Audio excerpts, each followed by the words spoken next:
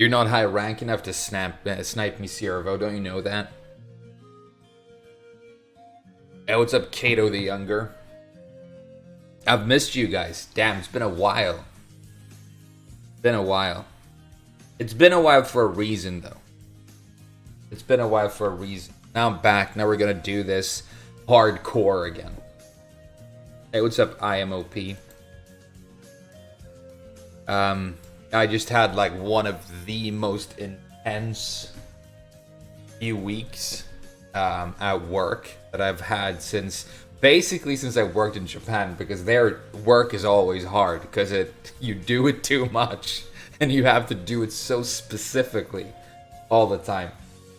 But it was a really chaotic week, and whenever I was home, which was not much for this last week, I was basically at work all the time. I either slept, or if I had time to do some gaming, I kind of wanted to progress my Diablo character to level 100. So I kind of worked on that. My druid's super sick right now, and I boom high keys or whatever because I'm a pro gamer and I don't take prisoners. But I'm gonna work tonight. I'm gonna do I'm gonna hit the office in the evening. If I get done what I need to get done, I'm gonna be off for 2 days. I think I'm actually gonna be off tomorrow and the day after, and for me to have 2 days off in a row is very rare, and I'm hella looking forward to it. So let's stream this really poorly balanced game that Namco never bothered giving a decent online mode. Know what I mean? I feel I'm in a weird mood though. I haven't played Tekken for almost 2 weeks. I wonder if I remember how it's done. But I want to play like weird characters. I want to play like Leo. Not that it's weird to be, have an ambiguous appearance or whatever. Weird in the sense that it's like a rare fringe kind of a character, right? Let's do the black jacket. How are you guys feeling about the audio? I know it's been a little bit wonky. I redid all my... Each button corresponds to a limb. Hey, that's good to know. That's good to know, thank you.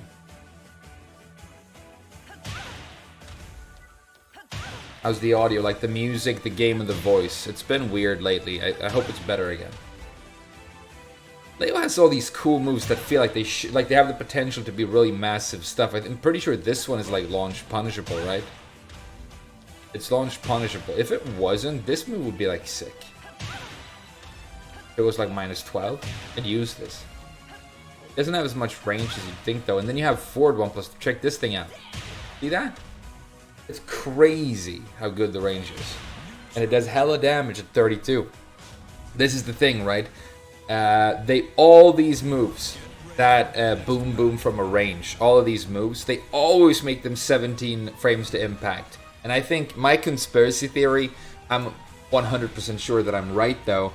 My conspiracy theory, I need to sleep. Hey, me too, dude. Tell by my voice I'm tired. I did sleep a lot last night though. It's because they don't want you to ever be able to punish Heihachi's 4-4-2, because you need a 16 frame move to do that, and they're like, nah, he gets away with it. He keeps getting away with it. This is our favorite character. He gets away with it. Okay, that's not the move I wanted, so let's see. This is a backdash. Remember how to do a backdash first. Come on, frame. You know what to do.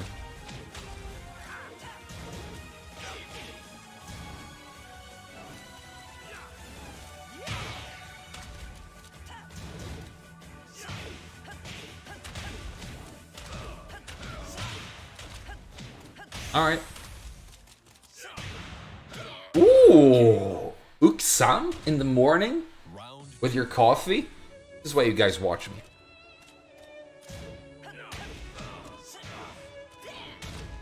Punishable. Hey, nice. Nice done.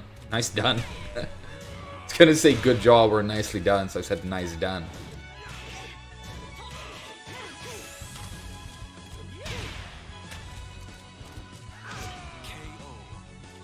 Alright, we're moving. Hey, nice step, dude. Oh, the triple roll! For the Oki. That was sick. This guy's sick. Well done. Still doing punishable moves. Duckable, though.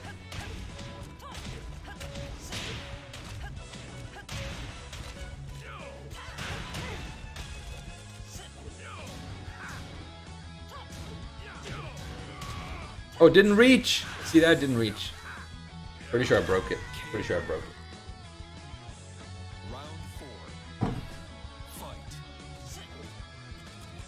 Just spam down for two. It's the new layout. Oh wow, okay.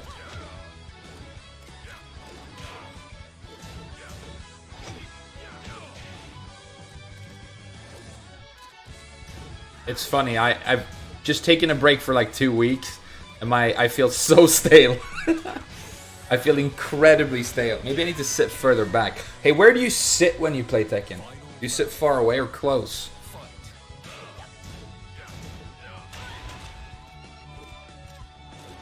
That was obvious. Oh no, and he messes it up.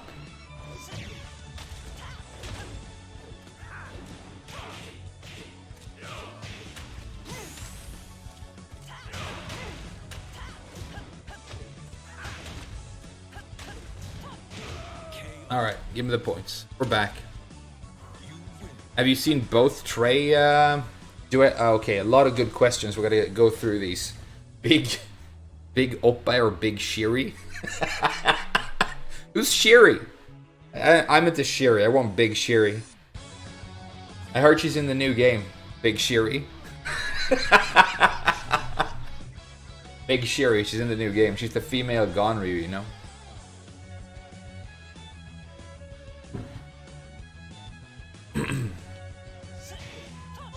Have you seen both Train Spotting movies? I don't remember. I know I've seen the first one. Maybe, you know. Maybe that's an indication that I wasn't too impressed. I don't know. Those are Danny Boyle films, right? Did he do both? I mean, he's cool. He's like obviously a very good director whose movies I've always struggled to enjoy. There's just something about them that doesn't get through to me. But they're obviously like good. Like 28 Days Later is him, right? That's good. Slumdog Millionaire is him. That's good too. But it's like, it's like a really good movie made for someone completely different who isn't me. That's how I feel.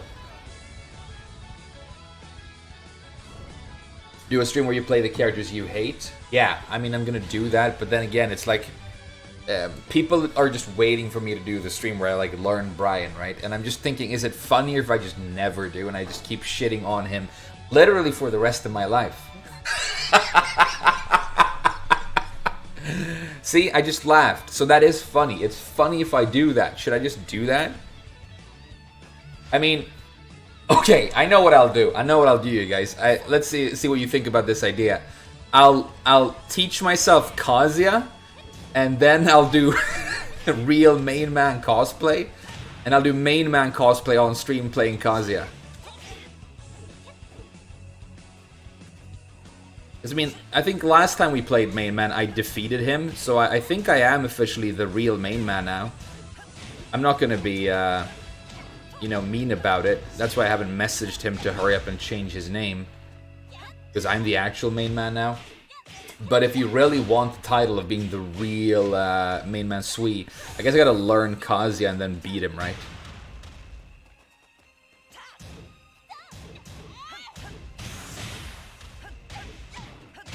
KO. Round 2. Fight. Did you see 1917? That's a World War I movie, right? No. I really like movies, but I kind of stopped watching them a little bit last few years. Maybe there hasn't been that much good stuff, I don't know. Shouldn't have finished the string. It's like Fujin rank though.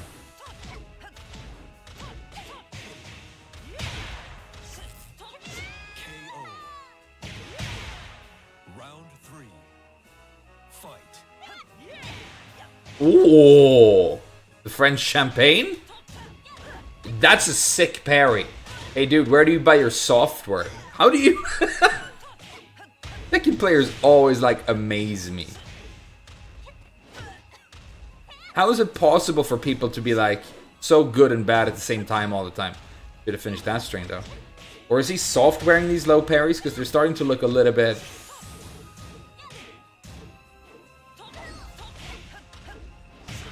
Ah. Alright, whatever. Das war knapp.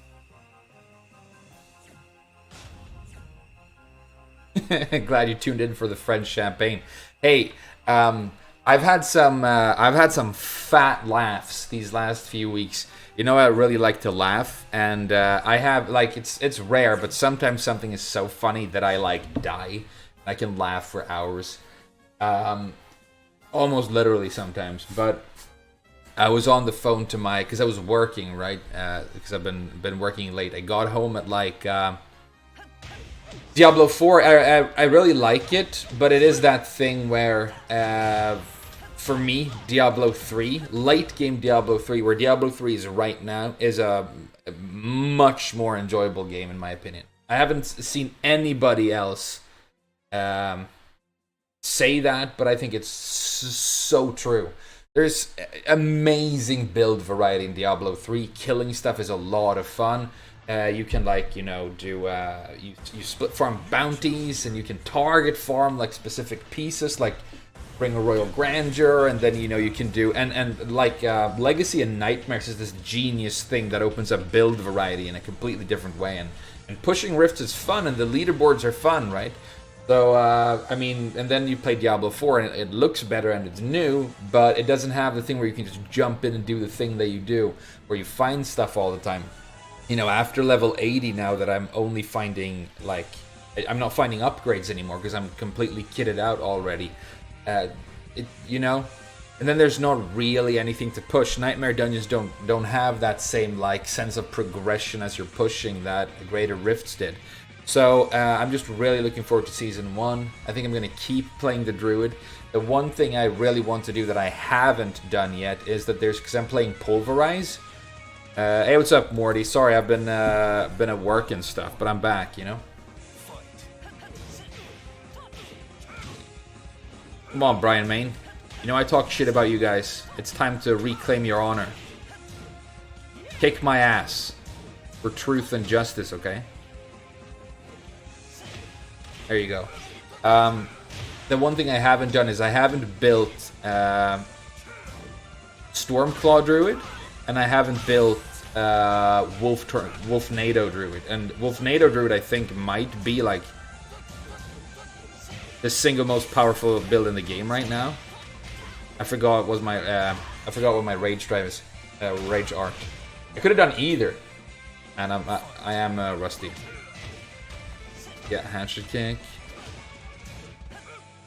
And the reason I haven't built either of those builds, I've been playing a leveled as Trample Slide, which was amazing. It was just good. But now I'm playing Pulverize, right? I haven't found I think it's called Storm's Howl. It's a unique helm that you like need for those builds. They're super cool. Werewolf Lightning, it's cool. But the fact that I've played the game this much and I haven't found it once, I think it's probably really rare. It didn't help that there was a bug in the game for like the first few days or weeks. The first few deeks. Hey YouTube, that wasn't, I didn't say the word. Don't demonetize me already.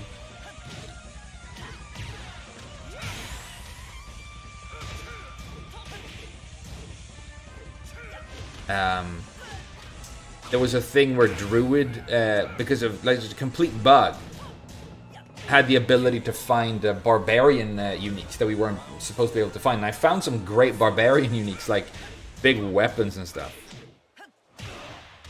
Those might have been Storm's Howl, you know, if that bug hadn't been present. But I'll get it and I'll do the build, and then we'll see what I build for Season 1. Oh no. A good block.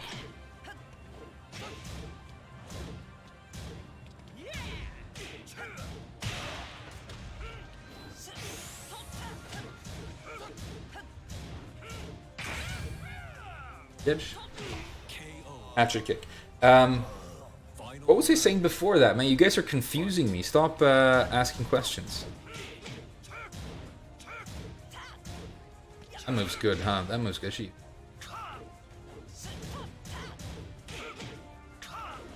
Oh, I ducked.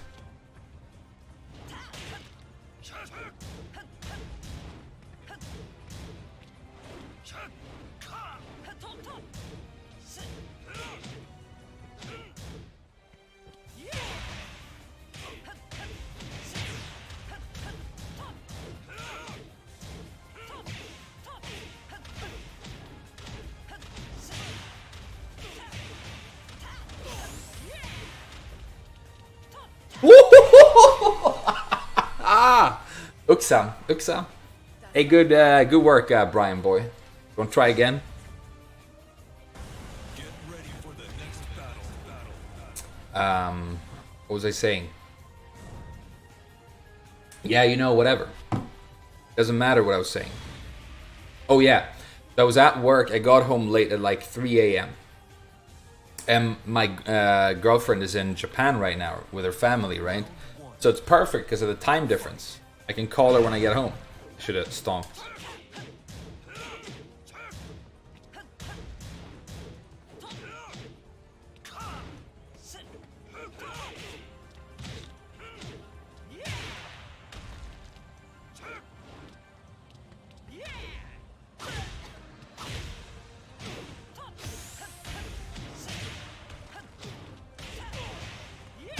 Ooh.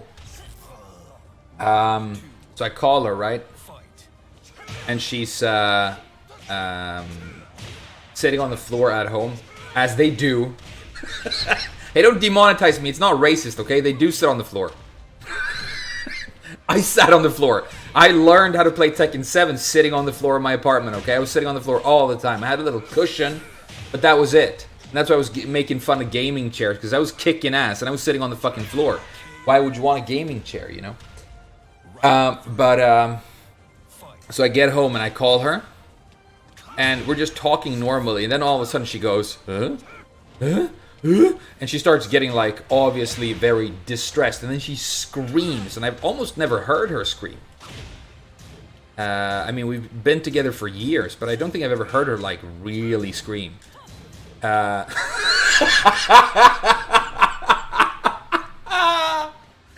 just realized why that's a super funny thing to say, okay?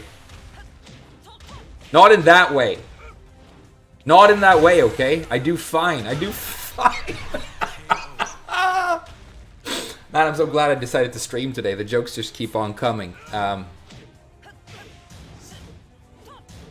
she's screaming, right? And it's just like a horror movie. Because she throws the phone, and because I'm in the phone, I'm in the camera, right? We're doing a video call. And the phone ends up on the ground, face up, and I see her run around and scream. And then she picks it up, and this was like the coolest, most cinematic part. She picks up the phone, and she's holding it in her hand like this, so I'm getting the side view.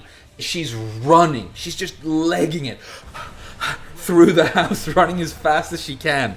And then I hear her mother scream in the background, and she's like, "Mom, don't go in there!" And they're screaming, right? So I'm like, oh my god, what's going on? She sits down. Okay, so, yeah, when you accidentally expose yourself. Hey, what's up, Greek name? So I'm like, what's going on? So if you've ever been to Japan, and you've been, like, especially in the countryside, you know that it's like, first of all, it's basically tropical, okay? It gets kind of cold in the winter, but for the most part, Japan is extremely hot. It's a very, very hot country. And I'm not talking about the babes either, you know what I mean? You guys are sitting around, you know, folding your katanas and buying figurines on Crunchyroll or whatever, and you dream about going there someday, and you don't, you know, bring into your calculations the fact that, oh, the French champagne? The French champagne with the max damage? Alright, alright. Come on, that was sick, right? You guys love that. I know. It's, you don't think about the fact that, you know, you're gonna be walking around there sweating your man tits off. It's so hot. It's so hot. The other thing is, right, okay, so Japan is has a very dense population, even though their population is decreasing right now. Very densely populated. And the reason for that is you don't have a lot of area for the country. It's not huge on the map, right? And then most of what you see on the map is mountains. You look at a map of Japan like a geo map that shows you like what's what. It's basically all mountains, right? Because it's like a seismically unstable, emerging like landmass in the middle of the ocean. That's why they have earthquakes and stuff all the time. So it's a growing giant mountain range, basically. So all these people, they can only live in the valleys. So you live in valleys when you're in Japan. All the cities. And then there are always mountains all around them that you can look at if you like looking at mountains.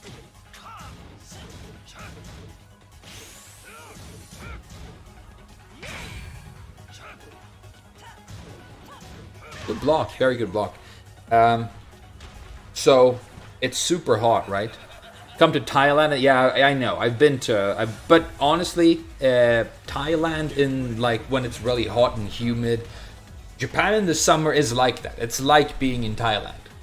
We're talking about 40 degrees centigrade, sometimes 100% humidity, and this is the point I was trying to get to, right? You weebs out there, is that there are animals in Japan still, but they're all up in the mountains and you don't see them. The monkeys, the Japanese macaques, are in the mountain. The bears are in the mountain, okay? The tanuki is in the mountain. They don't come down to the valley. The valley is for two things. There are two things in the valley, okay? There are cities of people and a ton of bugs. A lot of really nasty, really big bugs, okay? That's it. You don't want to like work in hotels like I did in Japan, because you know what you're going to be doing all summer? Getting called from desperate people who have a roach the size of a puppy in the room and need you to come remove it. I've killed so many cockroaches. You got mosquitoes up the ass, sometimes literally, depending on whether or not you're a nudist, and all the rest of it, right? The sound, because when you weebs watch anime, right? Whenever there's a scene in the summer, these are the rules of anime, right? If there's a scene in the evening, you have to show a schoolyard at sunset, and then a crow needs to fly by going caw, caw, caw. That's how you show people that it's the evening, right? And in Japan, when you want to show, or in anime, when you want to show that it's the summer, it's the sound of the cicadas.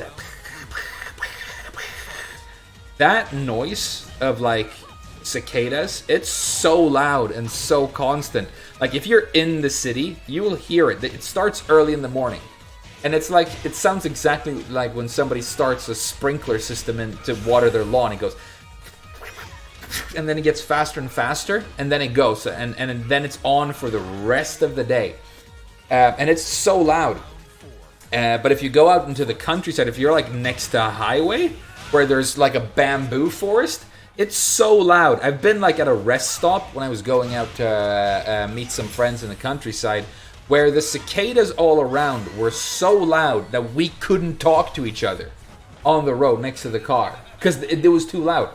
There were millions of them, you know? So Japan, you live in valleys and there's hella bugs. This is what they don't tell you. You think you're gonna go over there looking at fucking kitsune mini skirts, you know, doing ninjutsu and having an Osana Najimi that you're secretly in love with. But what actually happens is you live in valleys and there's hella bugs. So back to why my girlfriend was running like a maniac down the hallway. She had been sitting down on the floor, felt something on her leg. She looks down and we get these big, nasty centipedes in Japan, and they're venomous, you know? I remember seeing centipedes as a kid in Sweden. It's like, oh look, it's a centipede. They're tiny, they don't do anything. It's always like that in Sweden. You know, you can see a snake. We have legless lizards. Yeah, so you see a snake here and it's, oh no, it's just a legless lizard. I mean, it won't even bite you. It doesn't have any venom. It's just a lizard without legs. Literally, that's a thing. Everything is like very benign and can't really hurt you. I mean, I've been stung by bees, but it's like, who cares, you know? Deal with it. So this big venomous centipede is crawling up her pant leg. And it's like halfway up her leg. This giant thing. So, screams.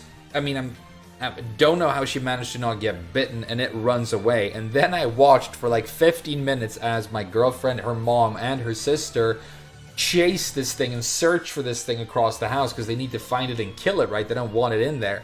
And it was like the funniest thing. It was like watching a good comedy show because they were like, you know, you get over there and shut up. And they were trying to organize. And then eventually her mom, who's a badass, you know, her mom grew up on a tiny fishing island off the coast of southern Japan. It has like a population of like 300 people. And they're all fishermen, right? So she's not scared of bugs, right? So eventually she pins it with a fly swatter, you know, one of those plastic things, to the floor. And they're showing me this like on the video thing. But it's so big and nasty that swatting with that thing doesn't kill it, right? It's just pinned to the floor. And now she can't move and she can't let go. And the two sisters are pretty useless, right? They don't want to kill it or they don't know what to do. And I saw there was like a spray can on a counter. So I'm like, babe, here's what I want you to do right now, okay? There's a big sort of metallic spray can right there. You need to grab it.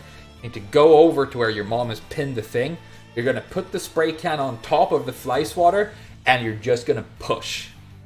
And it's going to feel weird because you're going to crush and kill the thing. But that's what you have to do right now. Because she can't lift her hand and she can't sit there forever. You have to kill it for her. You have to grab something hard, put it on top, and then, you know, that's what's going to happen next. And yeah, eventually they killed it. Silence. It's about Christian missionaries in Japan. I didn't know it was set there. I think it's a Liam Neeson movie.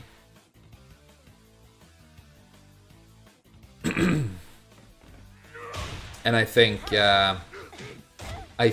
if I'm not wrong, the reason it's called Silence is it's about somebody who's like praying like a devoted Christian, but then doesn't like get an answer. It's kind of about having a crisis of faith, which is like, you know, you can make an interesting film out of that. I haven't seen that one, but there's another one that I did see. I think it was with Ethan Hawke. And it was about having a crisis of faith. Or it's a guy who's like this small town preacher. And he becomes... It's such a good movie. I can't... I don't know why I forgot what it's called. Because it was so good. And it was such a solid film. But he basically becomes radicalized by environmentalists. So he's like this small town preacher, and he starts experiencing a crisis of faith, and he decides to go like eco-terrorist.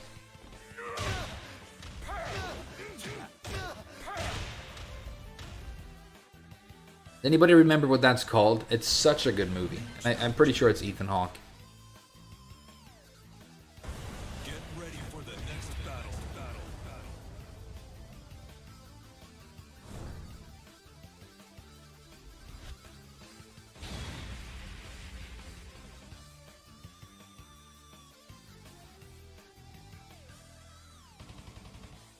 An eco-terrorist.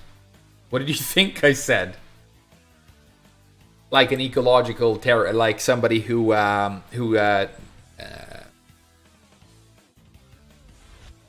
attacks to make points about environmentalism, right? Like that guy who got smacked in the face by the camera.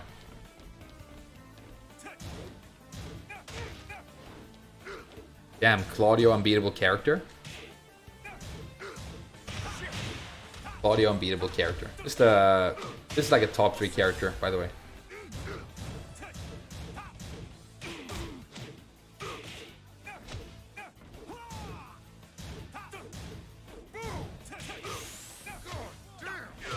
This is an unbeatable character. I guess I stand and look at his slow lows a lot, which is maybe why I lose against him. I just feel like he's pretty much perfect. If he gets the wall, I think he might be the most like insurmountable character in the game. Few exceptions, maybe like who's better at the wall than Claudio? A Hachi, Ryan.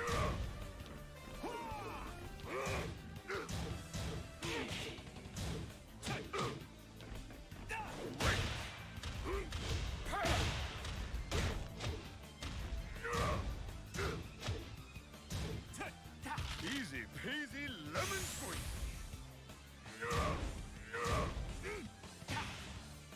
Lights out. KO.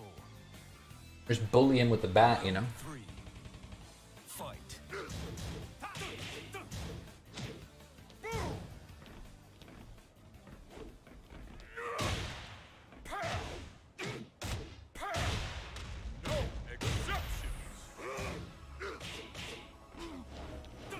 Nice.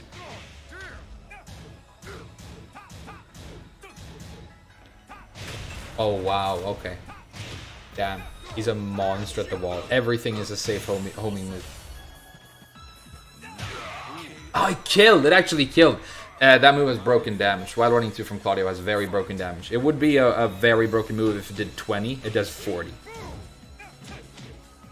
FYI.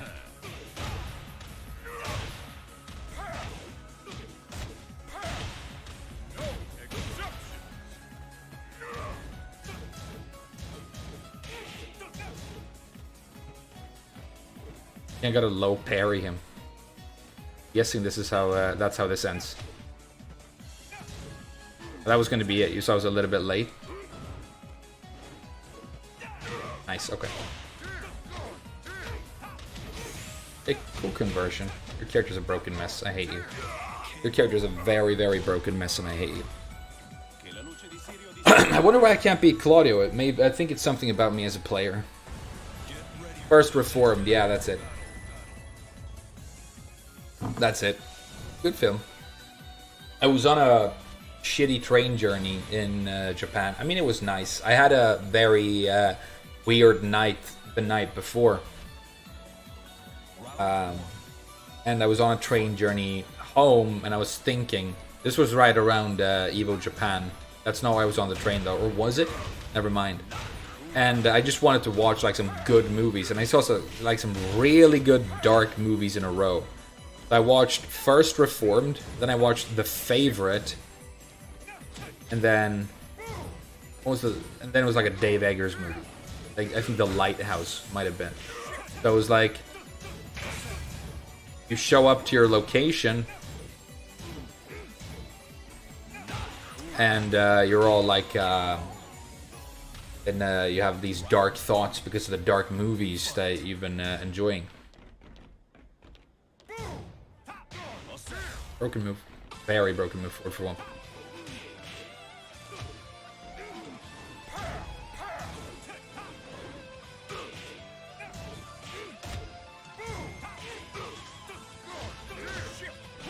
Oh god, really?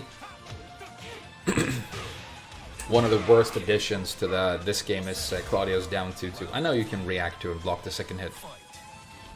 But it's like Mystique said, we shouldn't have to.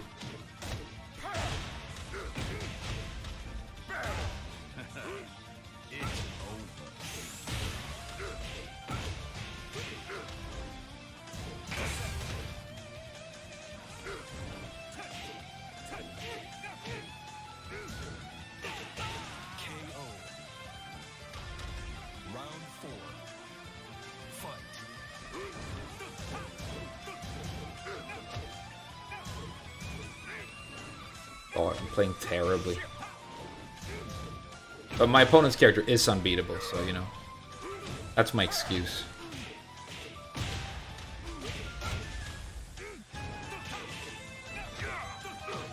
Fucking lows that he has, dude.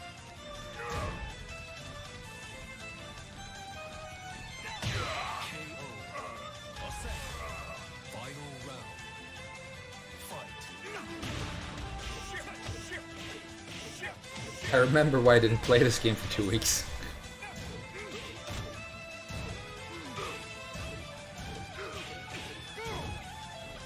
Oh, again? Now you have to write me 2 apology notes.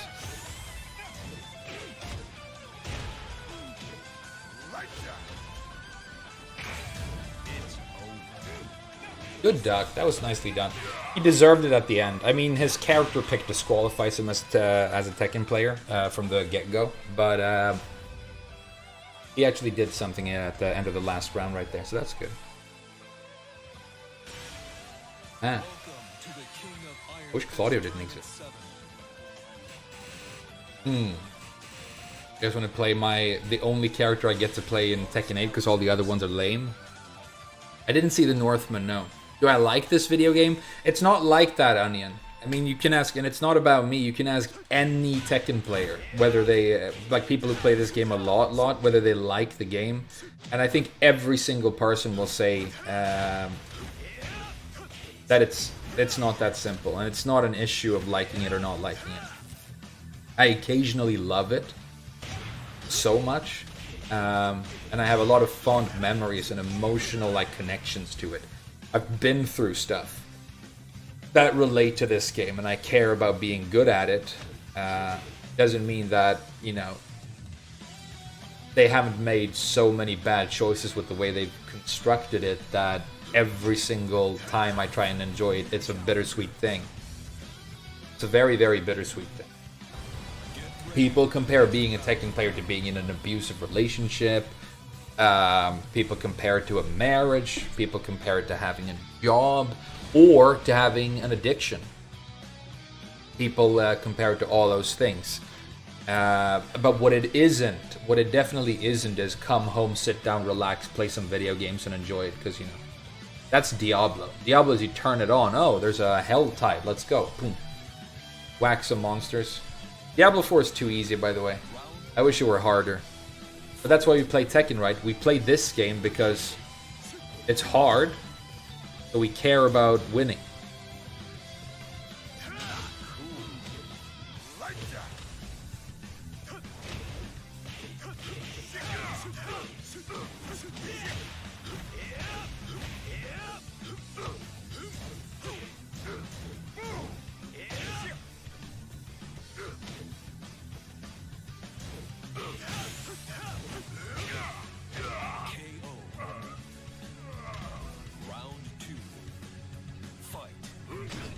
Wow, okay. I did a dirty backdash.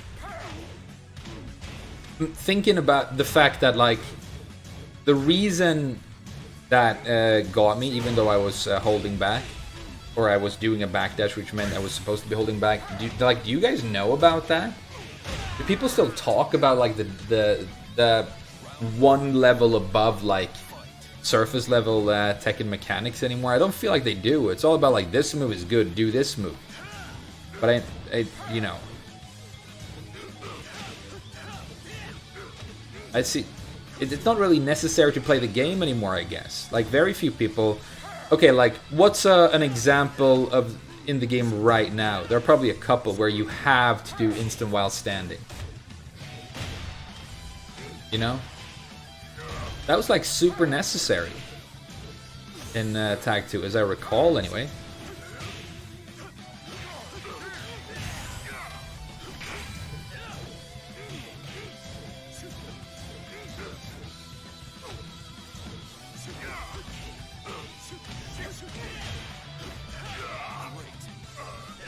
Now it's like you do good moves.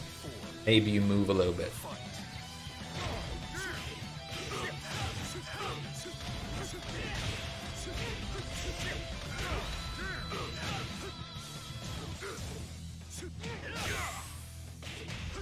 Oh no.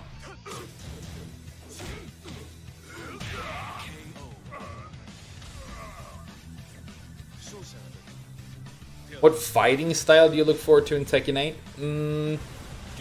I don't know. I do like martial arts, but I'm not like... I don't think about, you know, that a character has like a specific fighting style and they go in this game. I was never really into that, because I just feel like Tekken is so cartoony that it's very, very far removed from like anything that has anything to do with real martial arts, really. But what martial art would I like to see?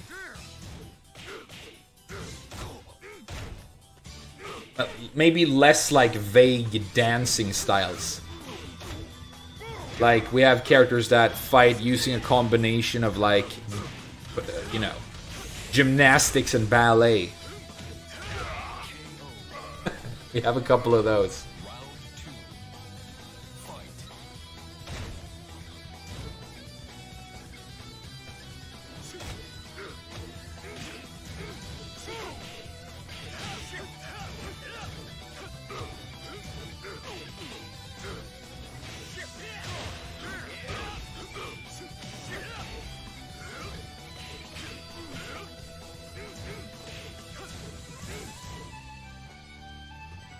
Do the high.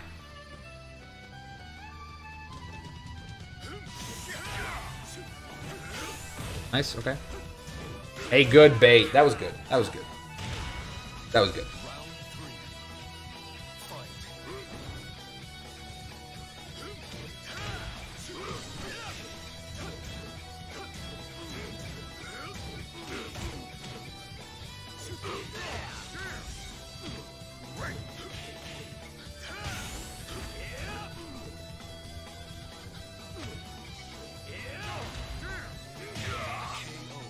Alright, Uksam. Round 4. Like Lars? Kinda, yeah. He's kinda like one of those. Hey, he's blocking a lot more now. That's good. He's gonna win this.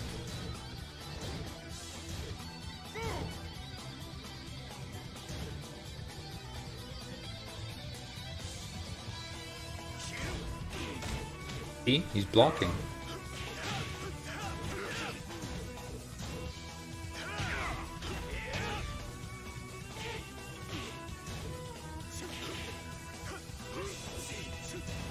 Good duck. Fantastic duck. You could have killed with a proper punish, though.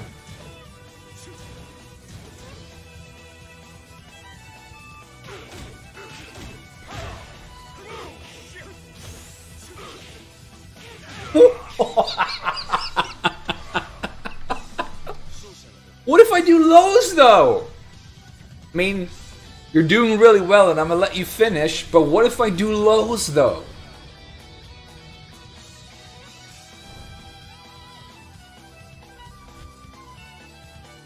The guy who played Brian in the movie looks like me? How do you know it wasn't me?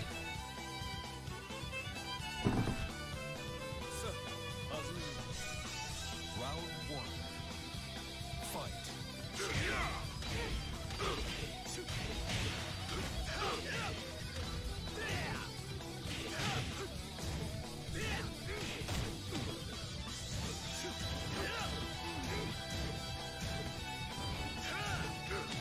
Alright, sidestep 2. That's like the best move. Should use that. Good conversion. Back 1-2. There you go.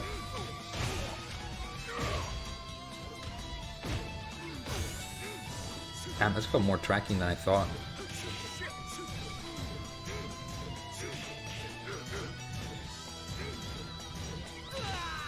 Down 3. It's a good choice. It's a very fast low. It's like 16 or something.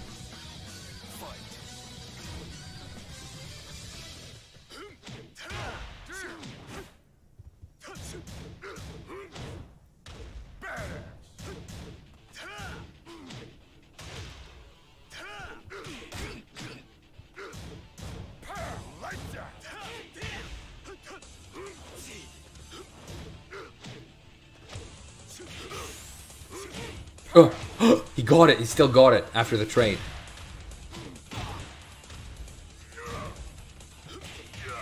Don't respect back 1+2 too much. Definitely move or attack with something fast.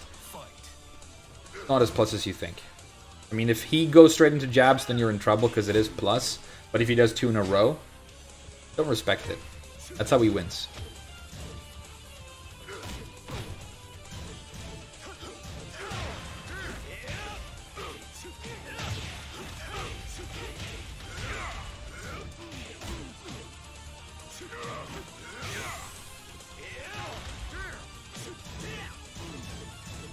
Should have ducked.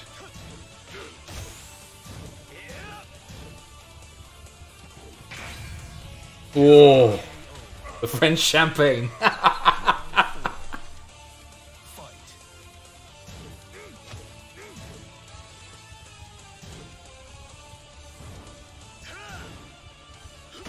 Nice, okay. Holy smokes, alright. Go for the 1+2.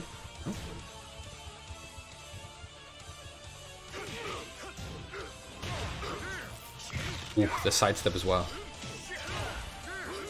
Nice, okay.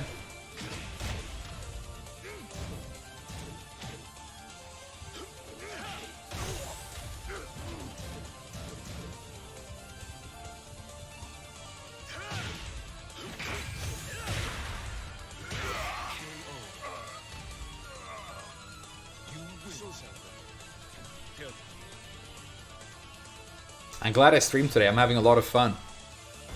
Get ready for the next battle.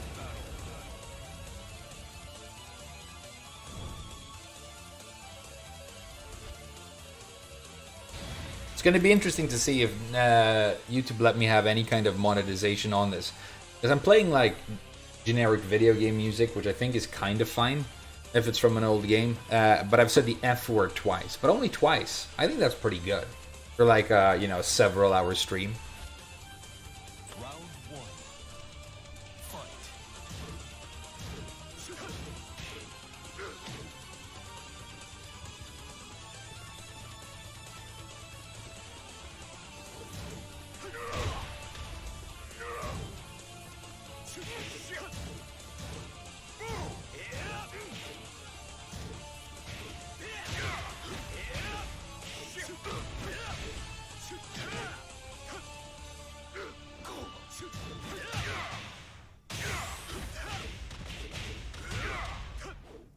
Oh.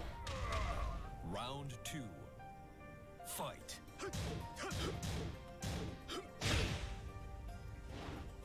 Could have probably still comboed. Oh, that doesn't work? That's sad.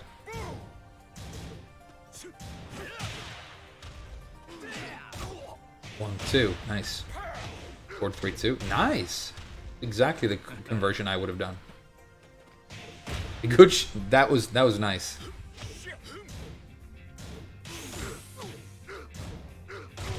Okay. Down 2. Okay. He's excited about the down 2.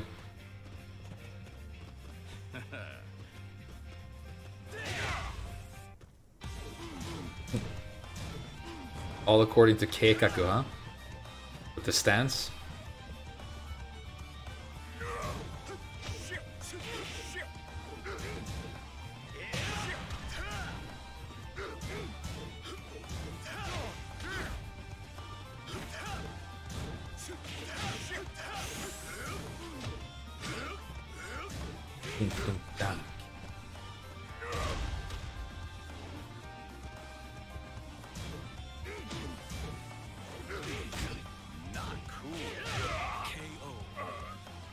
Weird end of the round. Nothing really happened. It was weird. Glad I punished though.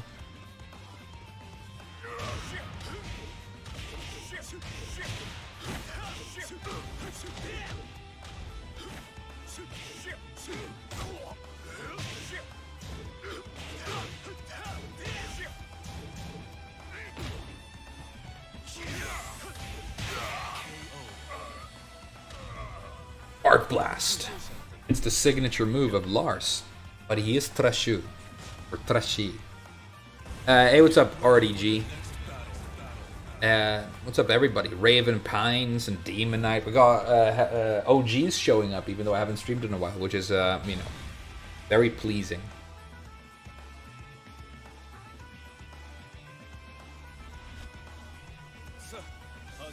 Arc Blast is so, yeah, meh, it's a very meh move. I mean, you just need to make that good to make Lars feel like he isn't pathetic, right? Because it's like his move. It's what he has instead of electrics, right? Good step.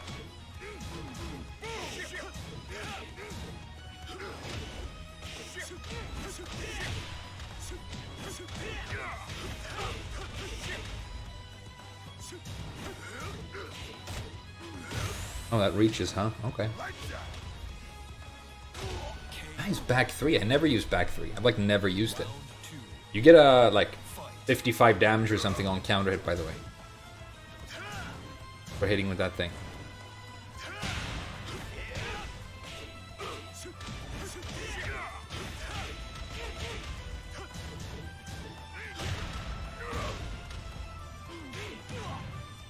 Right, it's guaranteed. A nice boy.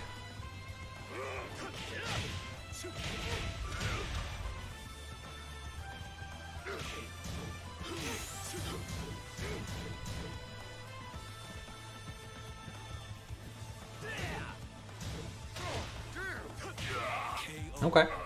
Little slash kick right there. I like it. I like it. Fight.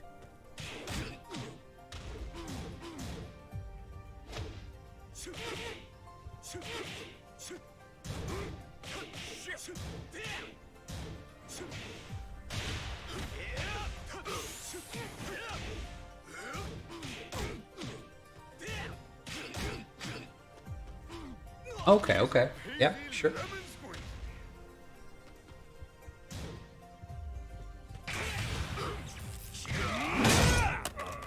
Oh, damn. Hey, Sweatington, thanks a lot, dude. Damn, that looks like a big donation.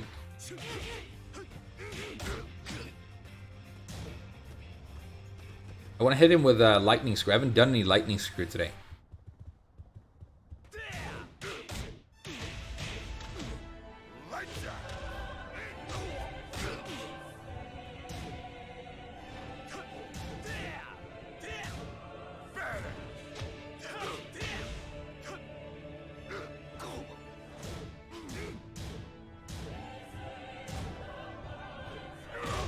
Okay.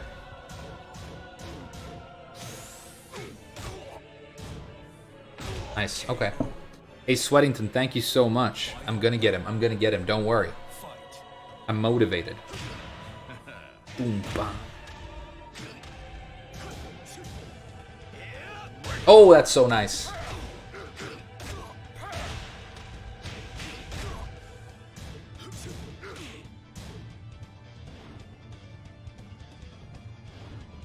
I needed to mess up big. He didn't. Alright, it's a match now.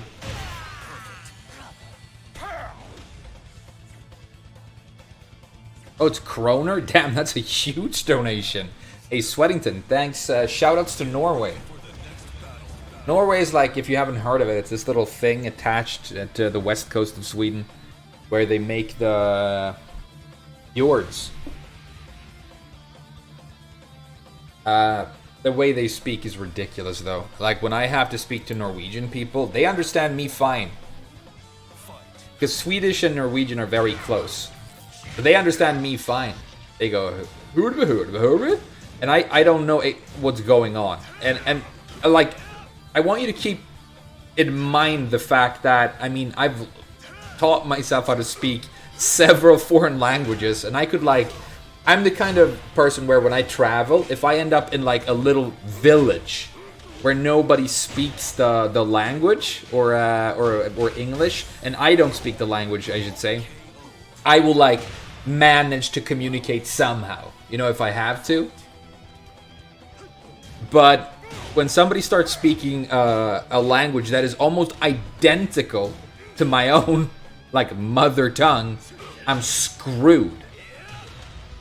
Norwegian is impossible to comprehend. There is one language that's way, way worse, though. Way worse than Norwegian. And it's Danish. Danish is like Swedish that gave up. They don't articulate anything, you know? I've heard it described as Swedish with a sock in your mouth. And I think that's shockingly accurate, actually. Because it is like somebody trying to talk through like a lot of thick stuff that they have in their mouth.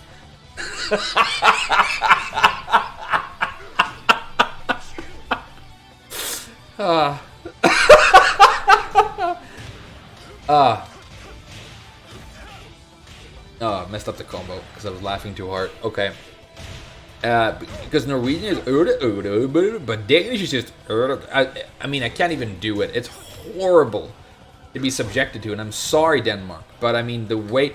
And then it's a whole other thing where the Danish, for some reason, have this very, like, almost arcane way of saying numbers. Where, like, in almost every language I know, if you had to say, like, 30, you would say some version of 10 and 3. You would say, like, 30.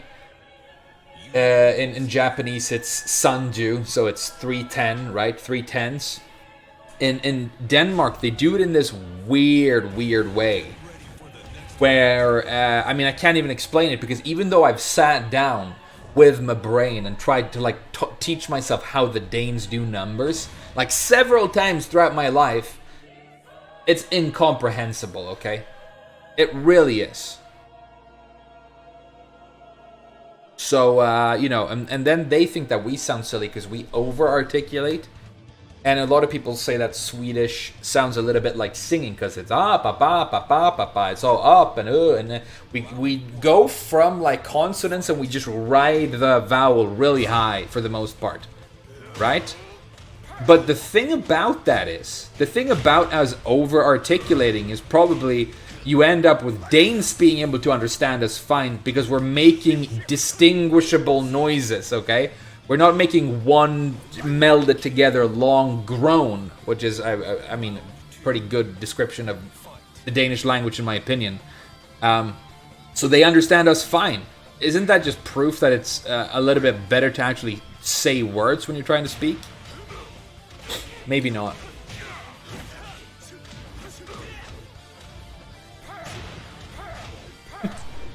And then you get onto Finnish, which is basically when, like, nerds who, kind of people who were reading fantasy novels about dragons already in like 4th grade, when they were hanging out not being popular in the schoolyard, they would make up their own language, and that's what Finnish sounds like.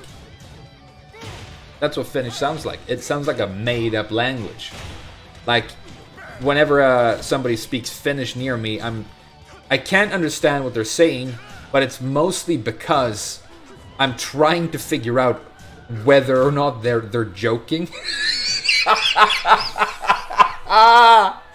Because it's all kukkili kakkili kokkili kukkili bukkili bakkili. I mean, it's like yeah. If you're gonna make fun of Finnish, you would just like and you make like a parody. It sounds like this. The parody would sound exactly like the actual language.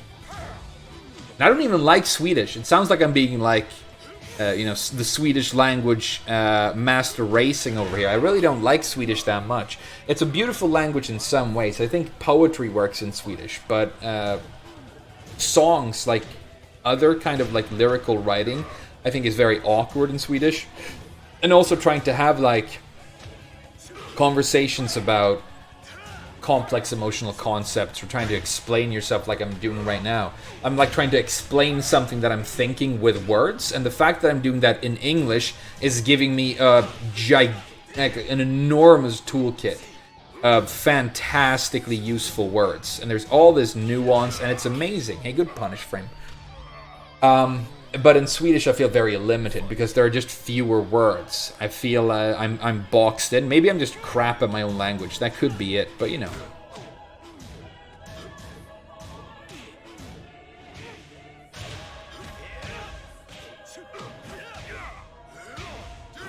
Oh, I messed up. That's sad. Oh, I remember this move. Dynamic 3, I should use that.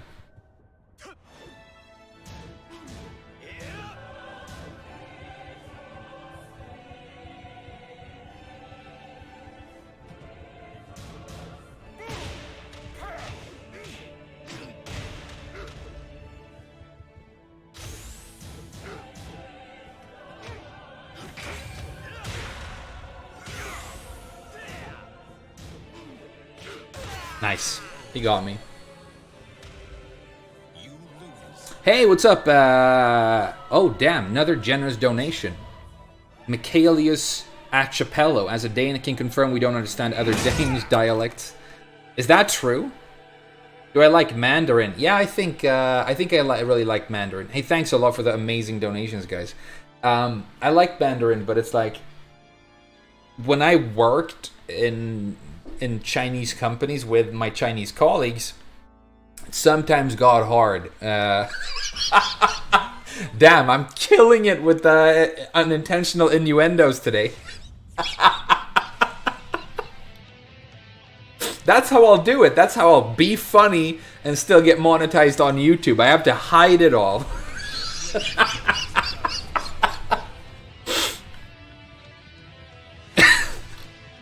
Sometimes it got hard because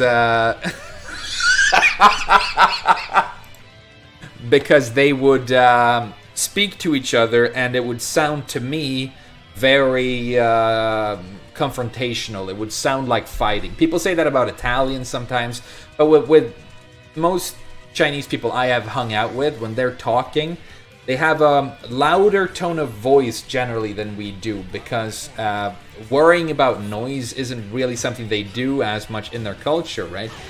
And I've told you guys about one of the most eye-opening like moments I had when it comes to like, you know, being abroad and understanding foreign cultures and all this stuff. It was when... I'll tell you this story and then I'll finish my point about Mandarin, okay? So, like, one thing that I really hate is a lot of noise, right? If somebody's noisy outside my house when I'm trying to, like, be at home and kick Hampnon's ass at Tekken, you know, or whatever, it really upsets me. And it's one of the reasons I really dislike children. Because obviously they can't help it. I know they can't help it because they're just kids, but they do make a lot of noise.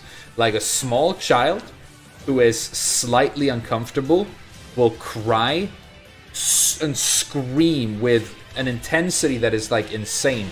You wouldn't scream like that if you were watching everybody you love being tortured to death in front of your eyes. We would not scream and cry that loud or dramatically, you know?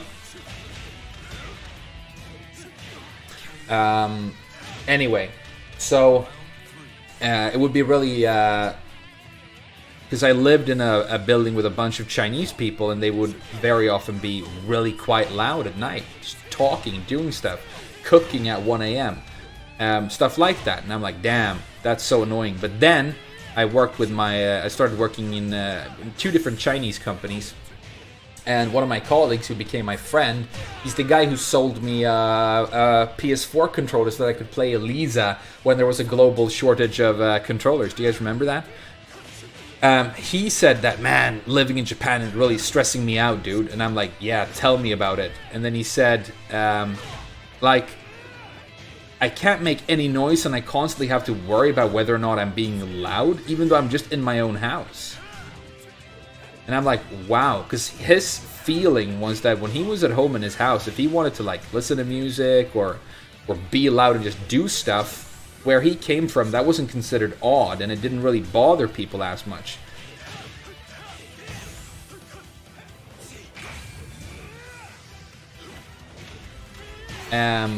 So for him, when he was on the bus, the fact that he couldn't just use speakerphone or just play something to himself, the fact that he couldn't be loud in his own house, made him feel like stressed and boxed in, whereas my problem was, oh, being around people who do that really stresses me out because I hate the noise. And it was kind of eye-opening, right? If you've grown up in a city where your neighbors are doing stuff all night, stuff is happening on the street like 24/7, and everybody's just kind of being loud everywhere, you probably get used to it to a point where you kind of filter it out. I don't know. But yeah, it would sound really quite aggressive the way they spoke to each other, and the tone of voice generally was quite loud. So I had a lot of, like, what's that flight or fight hormone, cortisol, like running through my system, because I didn't know if I was in like a room where people were, where it was about to kick off. Like when you think of fights about to start, you feel it, right? You can feel it in your bones, and your body's like ready to go if you gotta go, right? It's like very carnal. And then I would look up and they would be like smiling and talking about something that they enjoyed. I'd be like, oh, okay. So after a while, I started getting used to it, and I no longer like thought about it like that. I'm like, oh, they're obviously not fighting, because so far they haven't, right? And then one day they were fighting, and that's when the whole violent thing happened, when I had to like choke a guy out, and I, got sent to the police interrogation room for like hours. One of the worst days ever. Anyway, but then, and this is the like point I've been trying to make for I don't know how long now.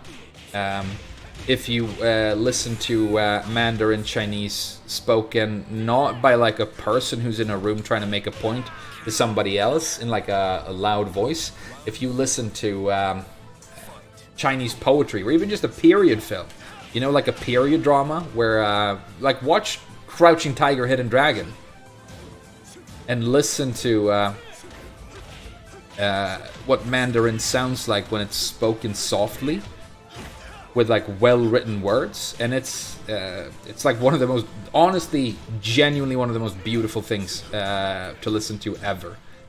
Like for me, it's up there. Spanish for me is like it's my favorite language to listen to in the world. But Mandarin Chinese is cool, dude. I got lucky. I'm sorry, Hampton. I don't know how to play this character. Hey, what's up, Harry Loco? Japanese, I don't know. I don't know how I feel about what Japanese sounds like anymore. Because the reason I wanted to learn in the beginning was that, I was a weeaboo. But I also thought it sounded really cool. But it can sound a couple of different ways. And it's not, I don't know. Like when I think about the way Japanese sounds, what am I thinking of? Am I thinking about like a moe anime? Am I thinking about like an angry old man? Because you get a lot of those over there. What is it? And I think the Japanese that pops into my head when I think about the language, it's annai hoso. Annai hoso is like, this is a jarring thing. Again, I'm sorry I'm shattering your weed dreams today, guys. It's a tropical place where where it's very hot all the time and there's loads of bugs. But another thing about Japan, right, that will be jarring and that you will have to get over and get used to when you get there is that all the buildings and all the vehicles and all the tunnels and all the overpasses and all the entranceways and all the rest of it, all the escalators, talk to you constantly. To the point where it's like just a cacophony of constant sound. You walk into a department store. Even before you get to the department store, it starts talking to you. 皆様にご案内いたします. And then it's like, please don't run. Please carry your bags this way. Please don't walk while eating. Please keep to the right. Make sure that you think about this, hold this way, do this thing about kids, do whatever. And then you're already, before she's done saying that, you're on the escalator. And now the escalator is saying, stand like this on the escalator. Hold the rail like this on the escalator. And as she's telling you how to ride an escalator, the top of the escalator starts talking because it needs to tell you how to get off the escalator. So it needs to warn you that the end is coming up and tell you to get off, but the middle part of the escalator is still telling you how to get on the escalator, right? And then you get off the escalator into a store that is now talking to you about a new campaign. They call it campaigns. Campaign 2. Like they have a new deal on or a sale or whatever, right?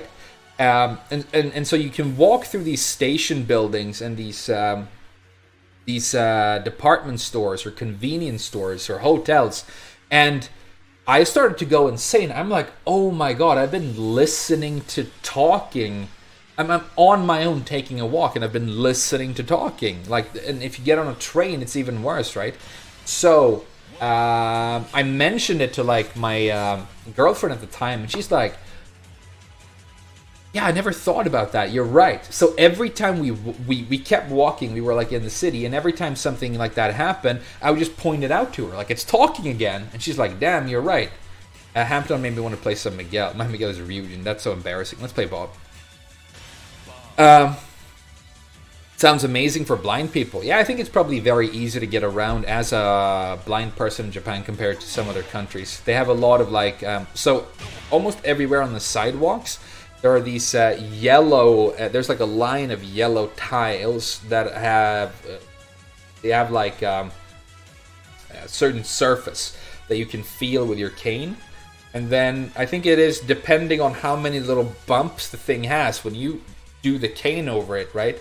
It's gonna like bump a lot of times or just a few times, and they can give you information about, are you coming up to a crossing or whatever with that. But those yellow tiles that are in the middle of the pavement, I was gonna say, or asphalt or the sidewalk, whatever. I'm mixing Anglicisms with my American English. When they get wet, they can get really slick. Hey, GG's Hampton, no problem, dude. Good games.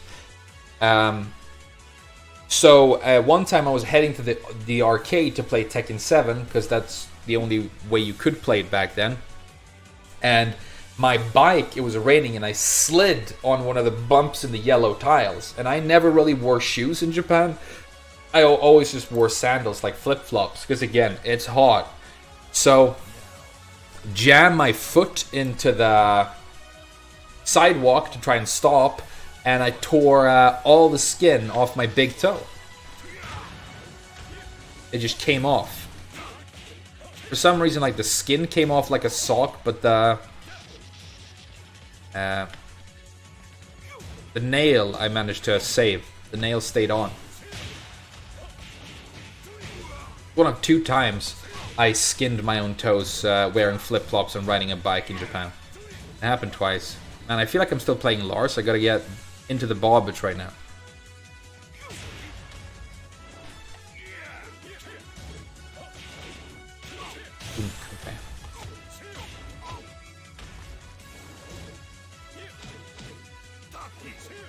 Nice, okay. Little corpse kick? Dude, are you upset about the fact that I'm like a cool ball player and you're just using like the most overpowered and pathetic character in the history of video game design? Is that making you upset and making you want to corpse kick? The fact that I am a ball of pure, beautiful fucking honesty and you're out here playing something that cannot lose and is so overpowered that the game as a competitive endeavor is a complete fucking joke? Is that why you felt like corpse kicking?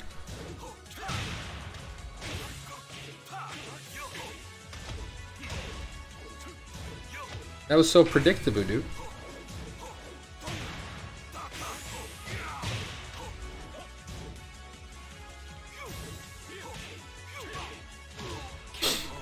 He was nervous. I was kicking his ass. Did you see that?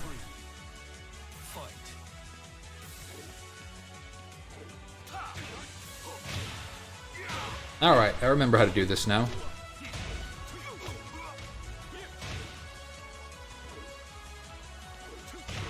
You should hell sweep more, dude. It's a very broken move. There you go.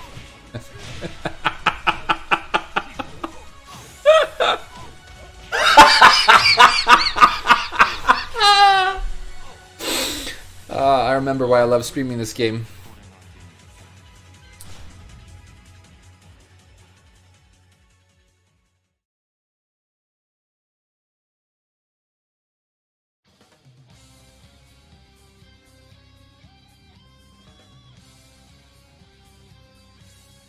Yeah, they have an audio indicator. Yeah. What you also have is trucks in Japan talk. You know how beep, beep, beep, this sound means that a truck is backing up, right? In Japan, the truck talks. It goes, it's a woman, and it goes, you know, ご注意ください. 右に曲がります. ご注意ください. You know, it tells you which way it's turning with words. You think Kazuya is cooler than Jin? I don't know. Both are the same character in every way. If you're talking about the like visual design, it's the same concept. They look the same. They wear the same clothes. They talk the same way, saying the exact same things. So I think making a distinction between Kazuya and Jin thematically is pointless. And then even though they play quite differently, they're both very easy and very boring and broken.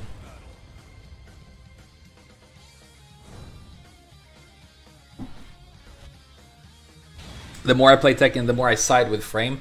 You know, I know my views on Chikara da, omae da, or something. I don't play Jin. Yeah. I think it's is that is that main man in the thumbnail? I genuinely can't tell. I don't think it's him though. I think he says Chikara koso subete da. Oh, これが現実だ. That's what he says. Hey, that was a very nice sidestep hop kick. But please don't be good with Claudio, because like, bad Claudios are unbeatable. Good Claudios are my nightmare.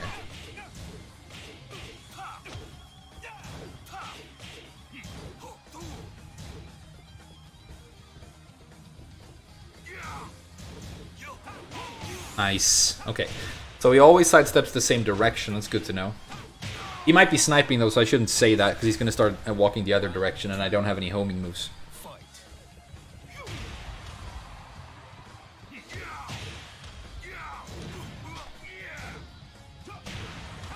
Broken? It's not broken. It's fine. That move's fine.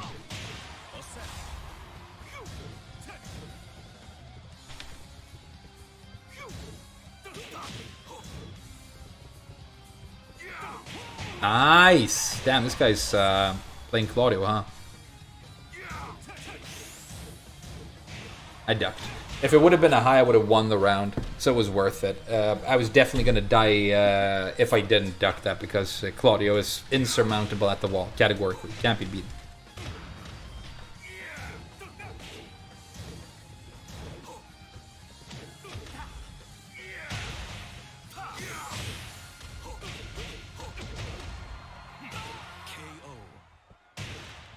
Good round, good round.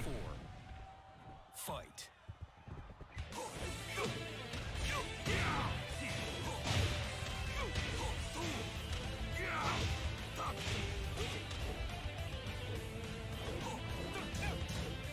Oh, I could have launched punish that.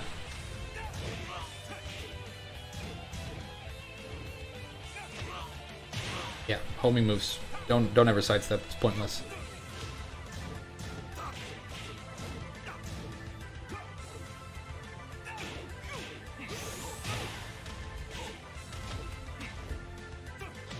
Oh no. Oh no! Hey, don't get this lucky. You can get a little bit lucky, but that's too lucky. That's too lucky. I'm never playing this guy again. I'm never playing this guy again. I'm gonna put him on my digital blacklist and hack myself so I don't have to play him again. Hey, let's go again. We'll play.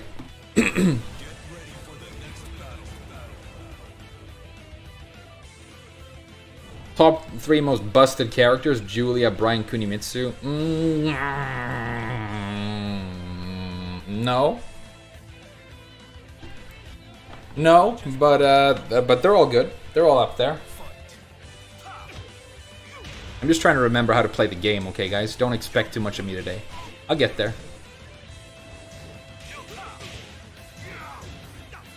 Good choice. Broken choice. Broken choice. Did you see he high crushed while back swinging? So he evaded my move twice. Not with movement, but with the inherent evasive properties of his broken move list.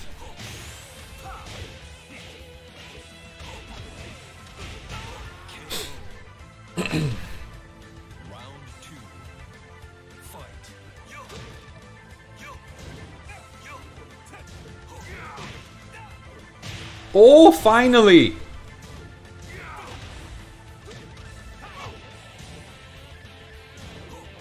Good duck.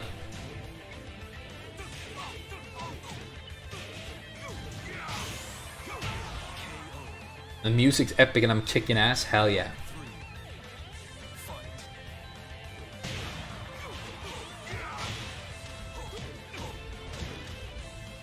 Babu! Babu! Maximum bobbage, dude. Babu!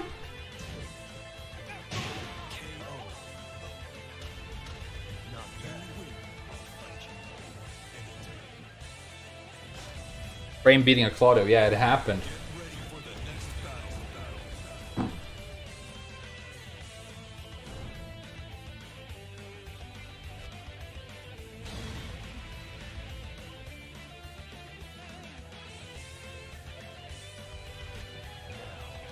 Let the show.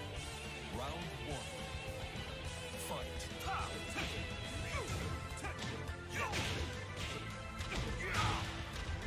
Check this out. He blocked it though. That was nice.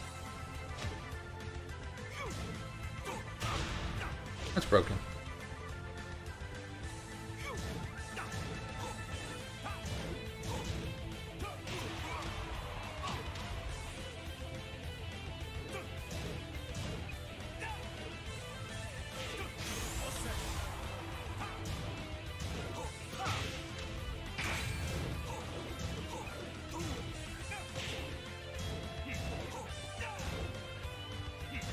Could have punished, I know. That's so unfair. Why didn't that whiff punish? Did you see me whiff punish? And then he was just blocking? Hey, nice broken properties, dude. The whiff recovery was insane. And that's very nice. The fact that he's like reliably sidestepping CD1 into whiff punish is like crazy. Normal people would attempt the duck so I could mix in mids, but if he's gonna... that is gonna beat the CD1 and pretty much the lariat. It's like, it's very good.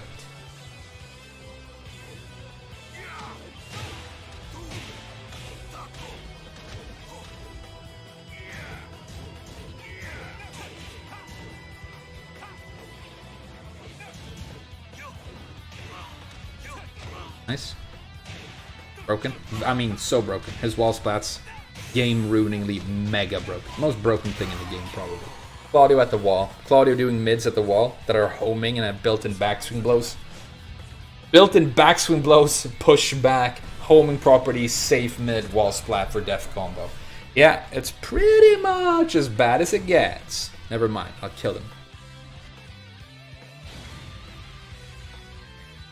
Yeah, no, Claudio's like a broken, like pick him and get TGO with your eyes closed piece of shit. But you know, good games.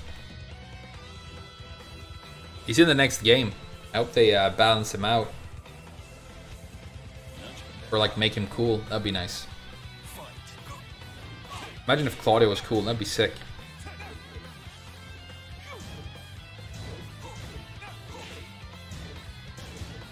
Okay, so that's it. He's basically playing, it's almost like an Elisa where she uses back 3 in neutral.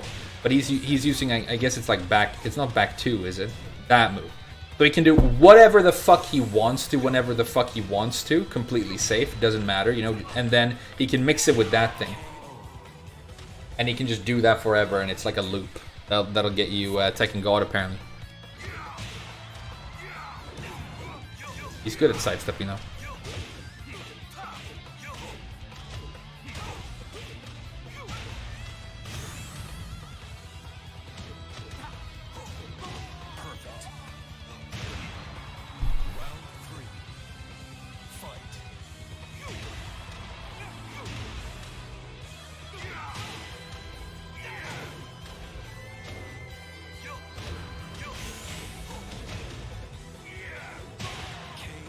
Uksa.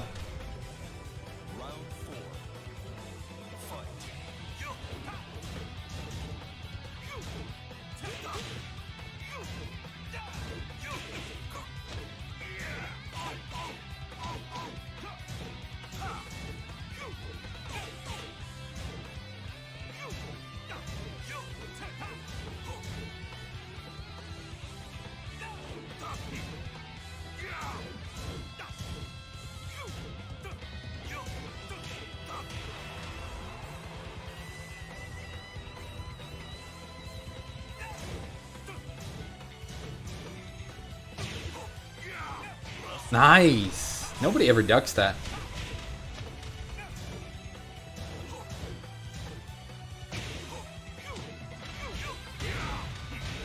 Yeah.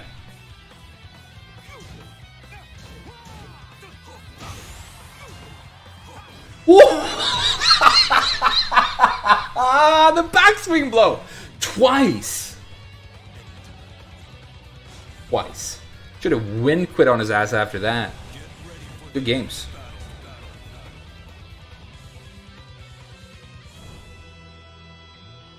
Running 2 is probably his heat engager. Yeah, totally, dude. Uksam. Uksam. Thanks for the Uksam, guys, in the chat.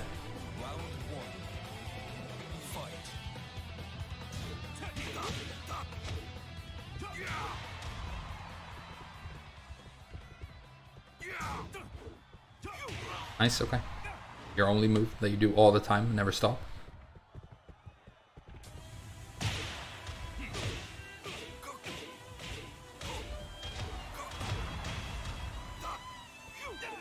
Nice. Could have done forward 4-4. I think that might be the key to beating this guy. Because he walks so much. Okay. Yeah, win for free with your broken starburst shit. Good for you. Good for you. I need more coffee.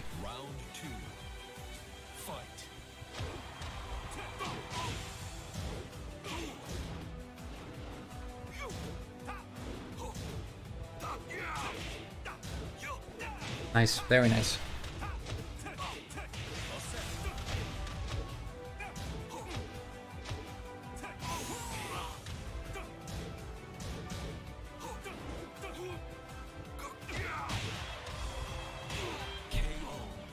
L sweep doesn't crush highs. You guys knew that, right?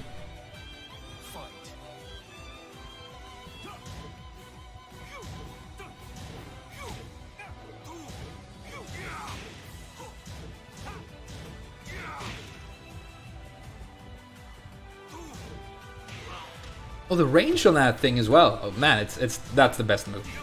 Hey, how is that not the best move in the game?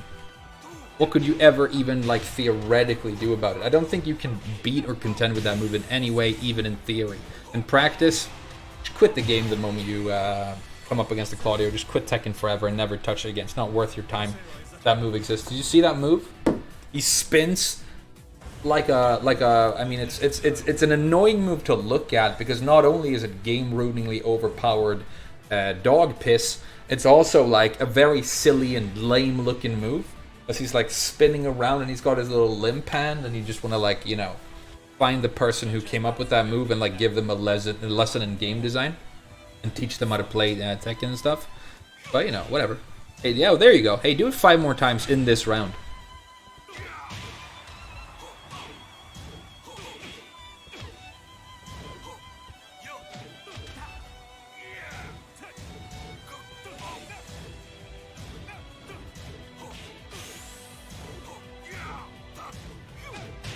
Broken. Should not have that rage drive.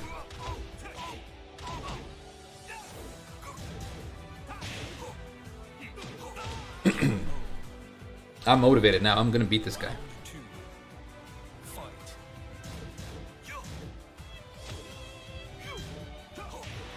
It's literally. I mean, it's not a big part of your repertoire or anything like that. It's your playstyle, dude. Your playstyle is that move. See, I was gonna say do it right now for a wall splat, and you did. It's not that it's like a thing you over-rely on. It's literally the only thing you have ever, will ever do in this game is that move. Except you're pretty good at sidestepping and whiff punishing. You're pretty good at that as well.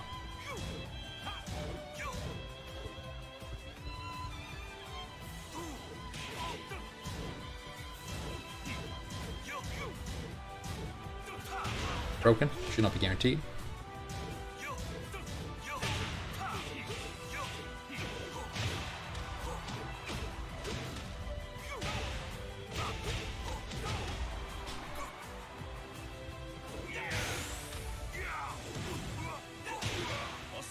Broken damage. Oh, it's safe, right? I'm so dumb. I knew that was safe. Good for you. That was a dumb random spam in the game being poorly designed, but you know, good for you. Steal the round. Steal the round. Couldn't care less about you stealing these rounds using broken, dumb stuff, dude. Steal the round. Hey, steal more rounds. Rename your account from Sanchez Bro to Steals Rounds with Claudio, dude. Because it's the essence of what at your fucking core.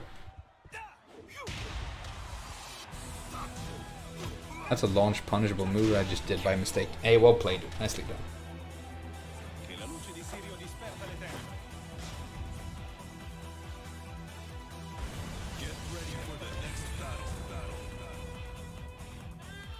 Back 1, is that what it is? Yeah, that might be. I mean, that and forward 1+2. This guy isn't even doing forward 1+2. But that move is also like mid, completely homing, does everything, gives you Starburst, right? And it mixes running 2 perfectly. Meaning that running 2 becomes, you know, broken as well. So, yeah. Run in a straight line, all your mobility built in, everything you do is a safe homing move. Yeah, good game, Namco. Good game. Yeah, I'm so excited for Tekken 8 because you're proving how fucking capable you are of making something playable right here. For sure. I mean, look at this. This is just peak performance, right? It's not like you need to redesign Claudio from the ground up because he's a broken stack of crap, right? Because that'd be embarrassing. Alright, let's try a little bit of compose. Let's compose right now, and we're gonna make it all the way back for the demotion defense.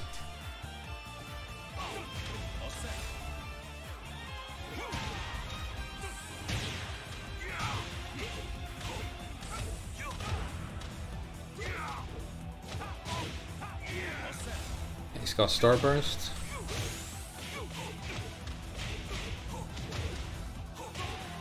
All right. Round 3. Fight.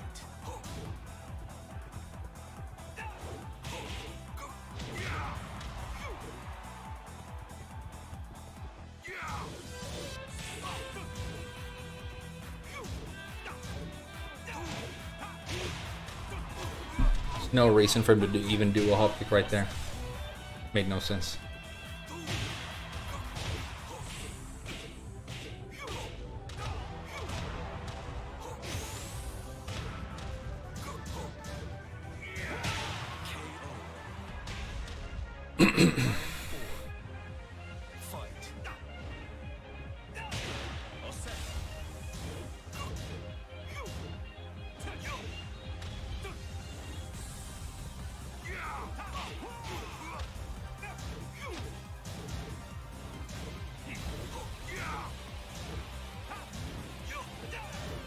Oh, no punish. Tiny punish.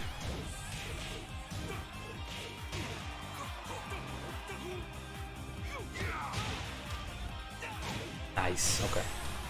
I don't want to final round this, I had you.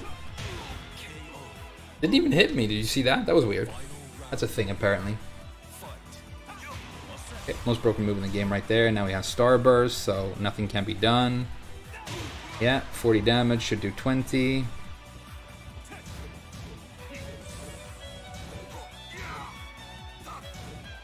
Good block. Fantastic last round by him. This game is a stack of trash. I wish I'd never picked it up. Claudio is a joke. That was really good, dude. Well played. Nicely done. Man, maybe I should just pick up Claudio and get a free TGO today. That'd be cool. Using back one.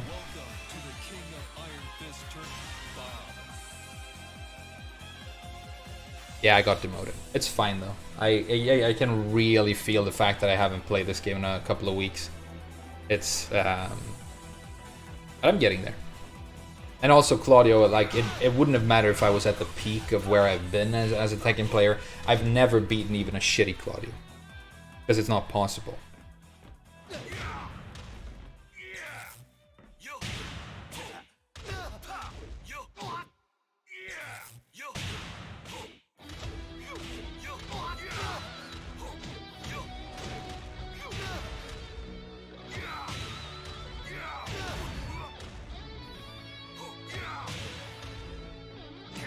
Hey, what's up, Giovanni? Yeah, I'm back, dude.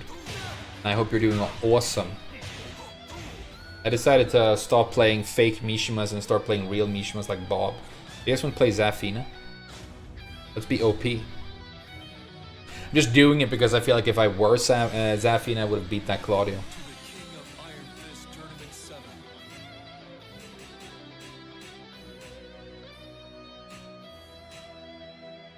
Just be the red one. That's okay.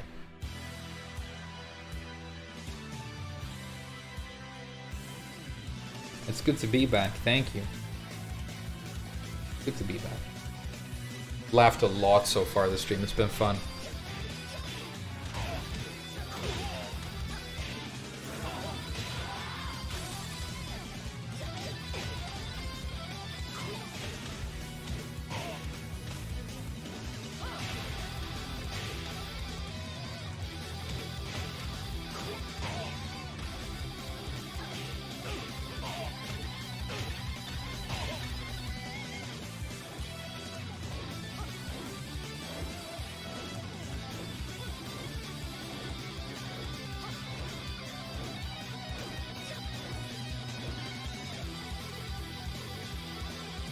How many hours do I work per week?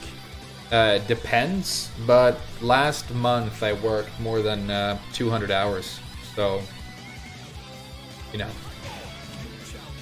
that's like 50 hours a week. But it was a special week though.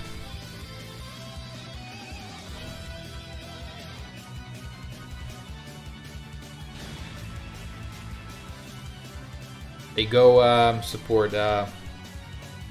this guy on Twitch, right? He's got a cool anime picture of the main man as his profile pic, so that's cool.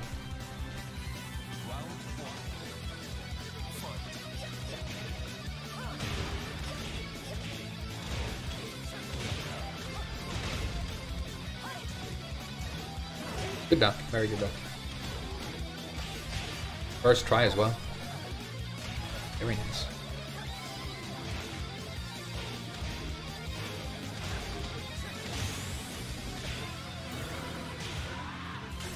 I feel like the music's loud. Do you guys feel that like the music's loud?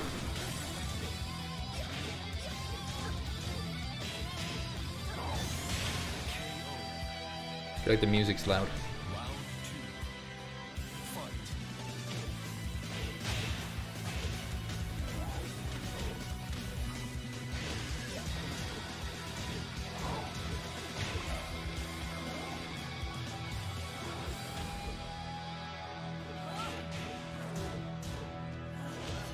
Why? Why did that happen? Don't even know what happened. Like, the interaction was, like, busted. Yeah, okay. King's Oki, by the way. King's post-throw Oki. Yeah. Yeah. Everything he does gives him, like, an extra 13 damage for free at the end. Because his Oki is, like, ridiculous.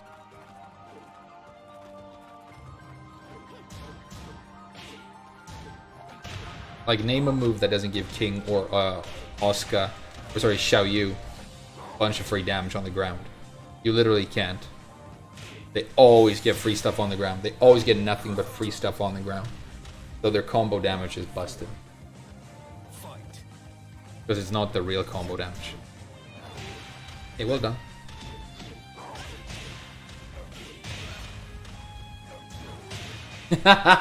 Who ducks that? Who ducks that?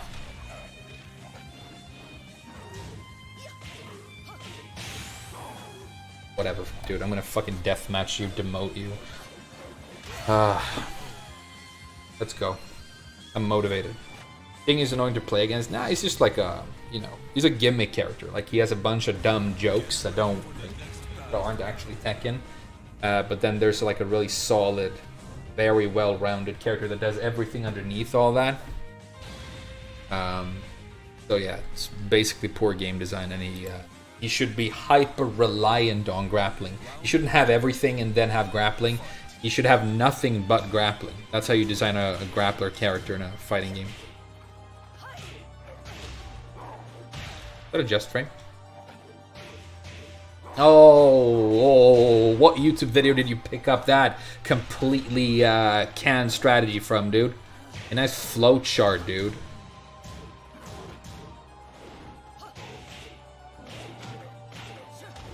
Doesn't work.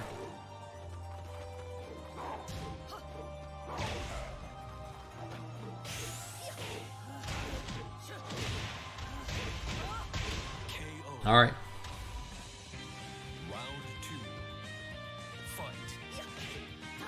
Yeah, he should have nothing but throws, but he's got everything, and then he's the only grappler as well.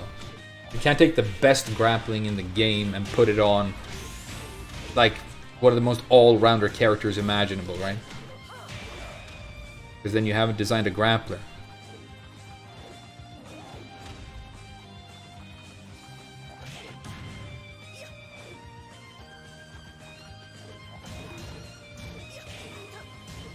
Good block. Pop kick should have connected. It's too slow, it's like 17 frames.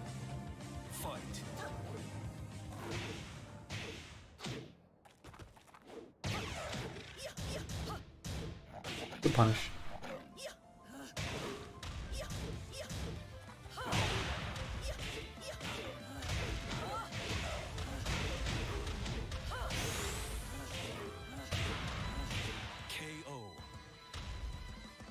Round 4. Fight.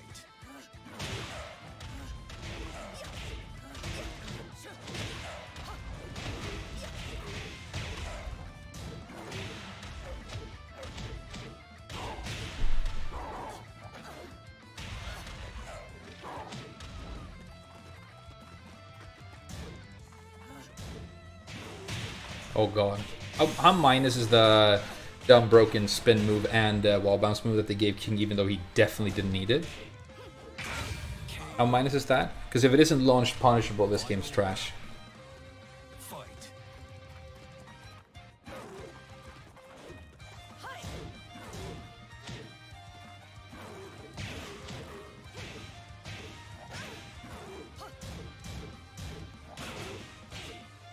Oh, come on! How do you play like that? How do you stomach yourself, dude? Have you ever looked in the mirror and not, like, barfed? Like, damn, I play like this? I'm gonna get sidestep now and I'm gonna do my rage drive, okay? Ah! Well done. Something happened to the sound. Can you guys still hear? The music went, like, or all the sound went super low. Is that just me, or do you guys hear it too?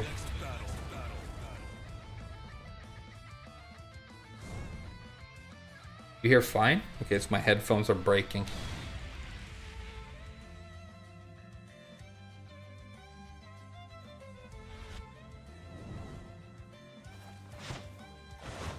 Tracks are different, but no, it's because it's the game audio as well. Round Okay, one. never mind. Fight.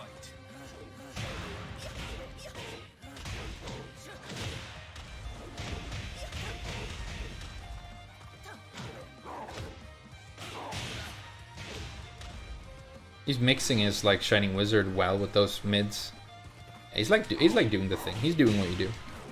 A broken shove. Best whiff punisher in the game for the wall splat.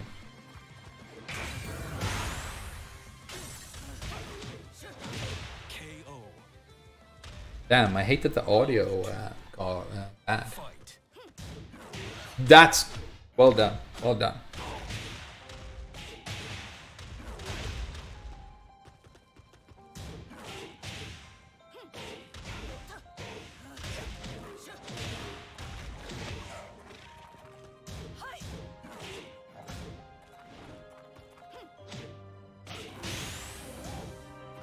And he's mixing the throw right there.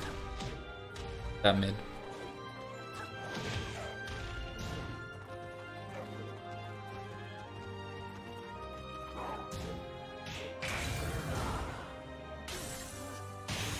I think I figured out why the sound got weird. I think I figured it out. Could it be? Round three. Fight. I think maybe I just shoved my headphones too deep into my own ear.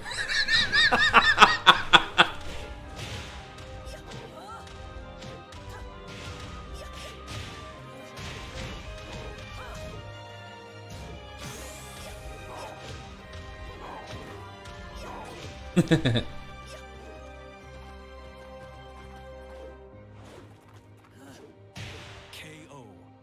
All right. You win.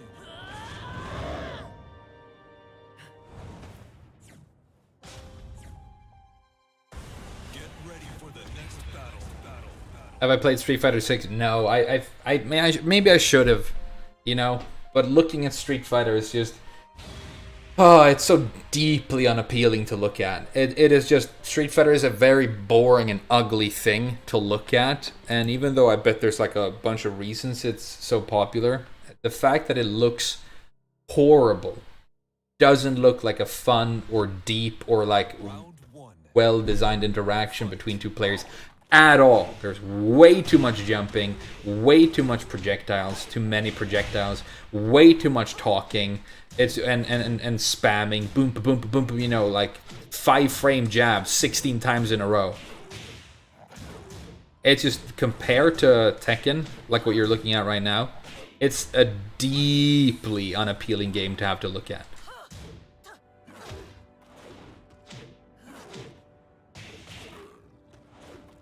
So it was too hard for me to get excited about Street Fighter 6, but because of how inherently scuffed it looks, and looks like it would feel incredibly scuffed. And it's like the core of the actual game. It's not Street Fighter 6 specifically. It's the core of Street Fighter is like a visually unappealing soup for me. I think that's why I've never really played it. Because you're jumping and jumping and jumping really high in the air and you're throwing blueberries at one another and it doesn't even resemble like a fighting game to me. And I know that's like what all fighting games are like. There's only one of them that's 3D. And then there's you know, these 2D jokes. Yeah, I don't consider myself a fighting game player really anymore. I play Tekken, you know, which is completely different from all of them.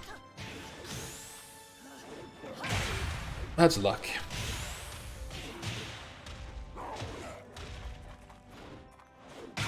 That's luck.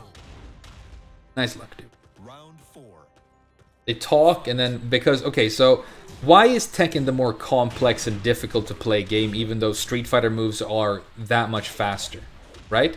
The Street Fighter moves are hella fast compared to Tekken moves. Our fastest moves are 10 frames, and don't, like, you know, hello guy in the comments trying to remind me of Yoshi's Flash. That always happens. But Tekken is like harder and more complex, and it's because Tekken having slower moves means that the moves you do matter. Whereas in Street Fighter, you can throw out block chains, right? You can do dun dun dun dun dun dun dun. And because nothing strings together, it all looks terrible as well. So you do like a generic low dun dun dun 3 or 4 times, and the opponent's just blocking all of it. You're not reacting to the fact that these moves are being blocked, right? Because it's impossible. Because of how fast it is. There's like no hit confirming. I mean, there's probably a bunch of hit confirming, but not in that situation, right? But somebody going pa pa pa pa pa pa pa, and then boom boom ba, cancel, right? And it's deeply, deeply unappealing to look at and think about. But you know, people like it.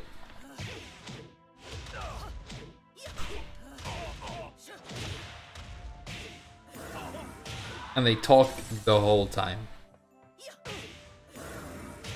It's also surprisingly thirsty. Street Fighter 6. Do you guys feel like it's pretty...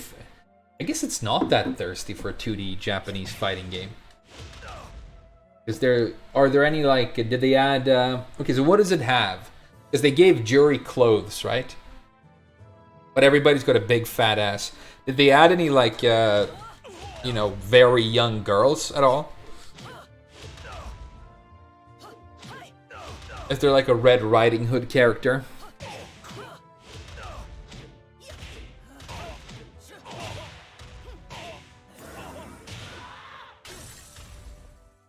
Yami's Hoey? Yeah. New challenger. Get ready for the next battle.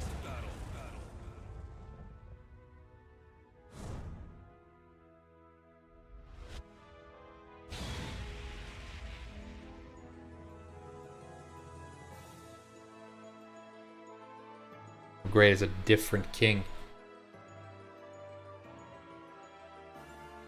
Lily is the Street Fighter Lolly. Is there a Street Fighter character called Lily?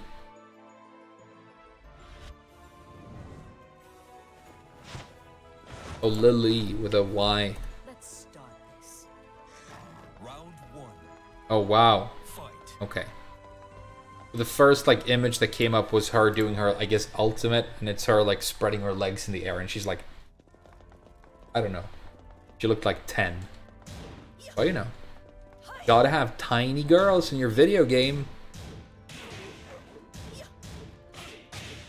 And to make a Japanese video game, you better have really, really young girls in it. There's no other thing you could possibly do, right? That's the only way to ever do it.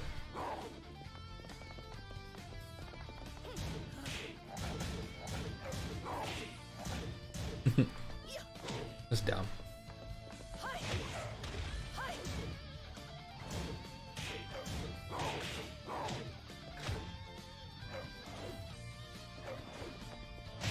Nice, okay. I think he wins. Oh, I can still do this. Nice, okay. Escapable. Way too much damage. Fight.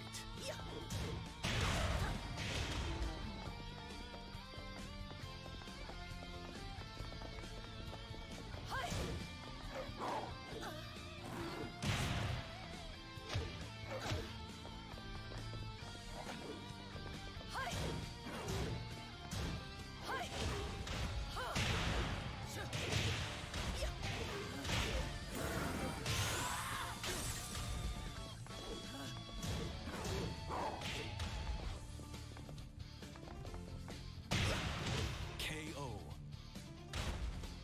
Round 3. Fight.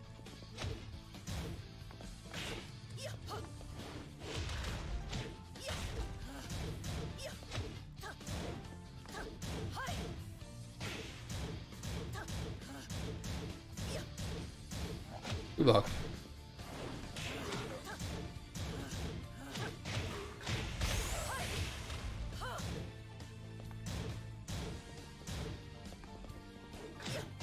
KO. Big whiff. Round 4. Fight.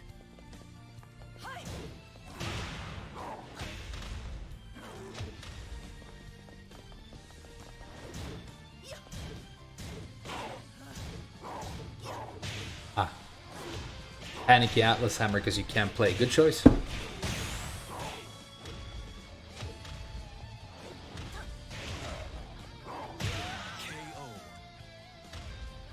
Final round. Fight.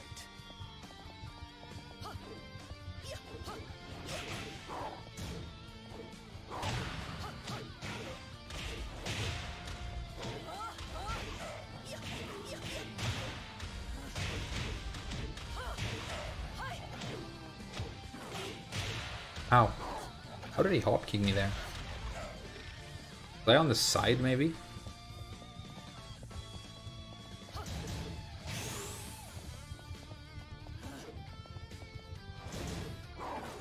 Oh, the French champagne. No tech.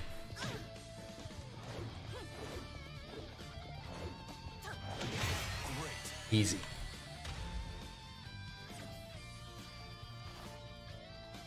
This is your fate. Get ready for the next battle. Yeah, when they're gonna reveal who's in the beta test, yeah, I'm really looking forward to that. If I get in the beta, it has the chance of like elevating my YouTube channel to a completely new level.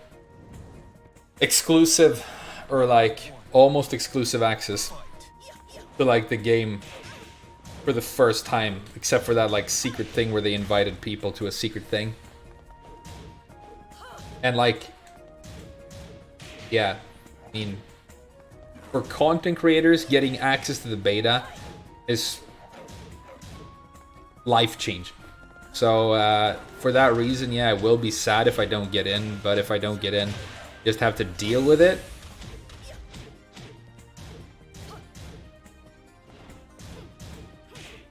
And try and catch up when the game actually comes out. Hopefully, maybe there's a second beta test, who knows. Round 2. Fight.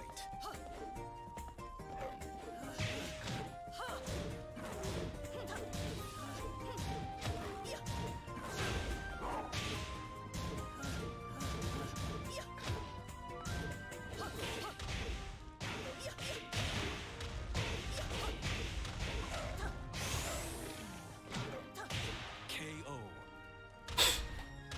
Round 3. Fight.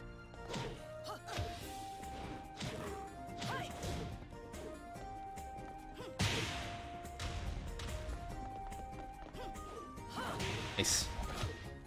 Just plain stupid right there. It happens.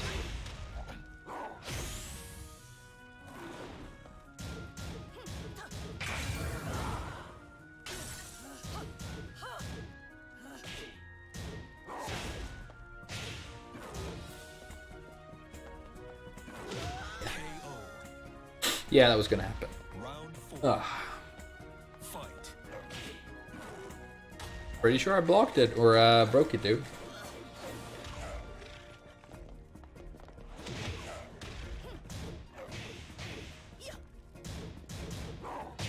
Ah. Okay, magical unblockable broken stuff. Okay, KO. magical unblockable broken stuff. Final round. Fight.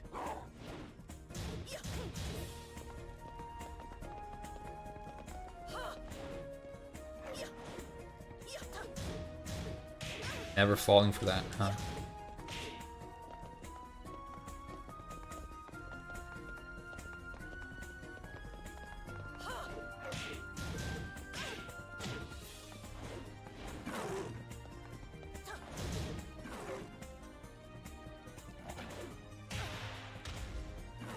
Why? Why is his Oki so sticky?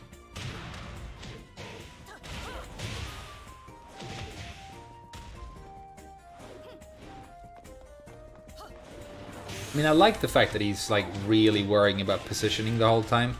It's just a shame that the character's an embarrassing joke and this game is fucking trash. Otherwise, this would be like hella enjoyable right now. Get ready for the Lars. If the game comes out with only the roster we've seen now, I will probably play Lars and I will try Jack. But For me, the reveals so far have been basically as unappealing as they could possibly be, because apart from Lars and Jack, there is not a single character that I will even try. Because there's like nothing in the universe more like one note flat, boring, and pointless than like Kazuya and Hwoarang and Brian and Ball. You know? That's the bottom of the barrel as far as I'm concerned. But they are like the necessary characters that everybody want in this game, right? So, you know, hipsters have it hard. Hipsters have it hard.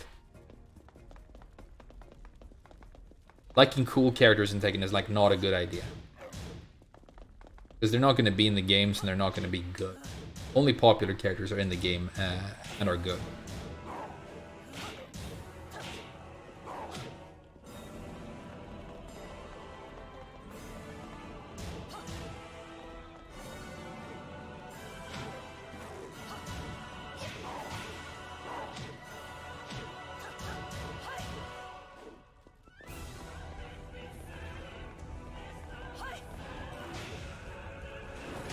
Nice.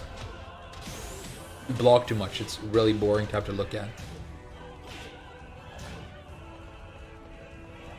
It's really boring to stare into you, to stare at you blocking for 60 seconds.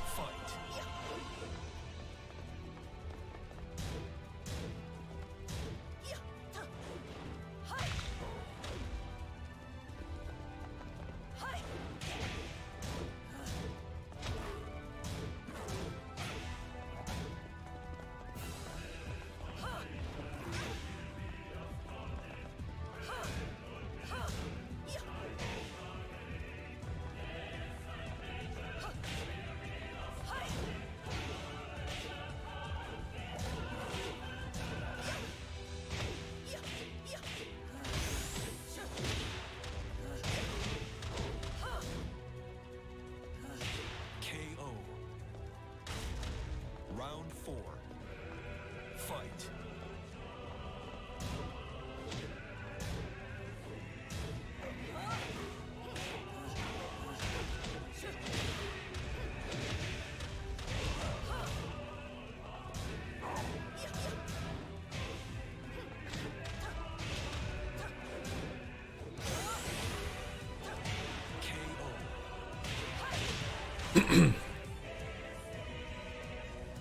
Rip Gigas? Yeah, Gigas is so dead, dude. Gigas is so dead in the next game. Hey, what's up, Talon? Get ready for the next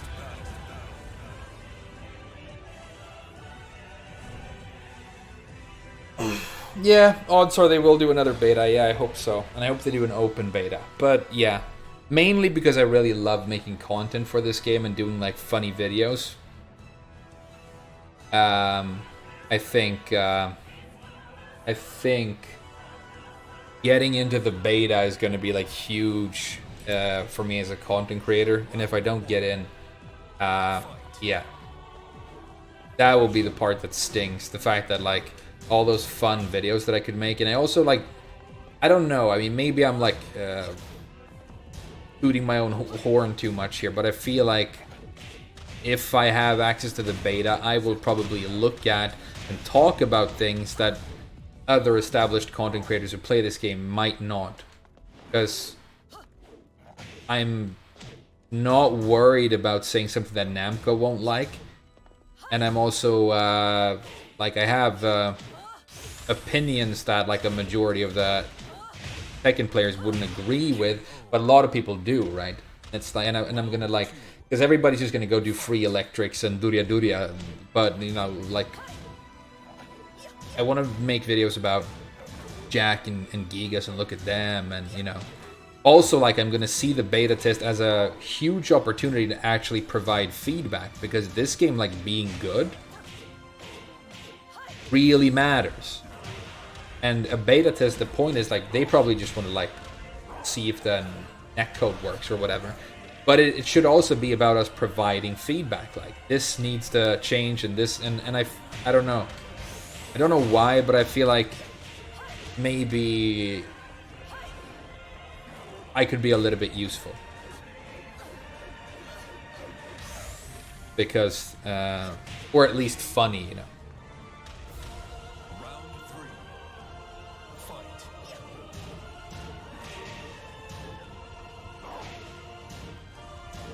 Because you know, like really big creators, like Main Man's probably already been promised a key for sure. Pretty sure Max has as well. Only makes sense, right? They've already been invited to play the game. But okay, so Main Man has like his specific opinions and characters, right? And Max isn't a Tekken player, so he's just gonna like, you know, look at supers and rate them out of 10, right?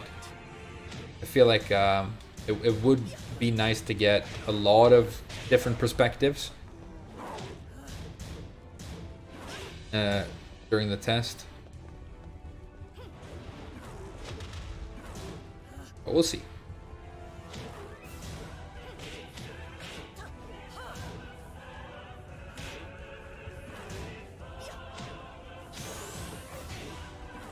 Oh wow, okay.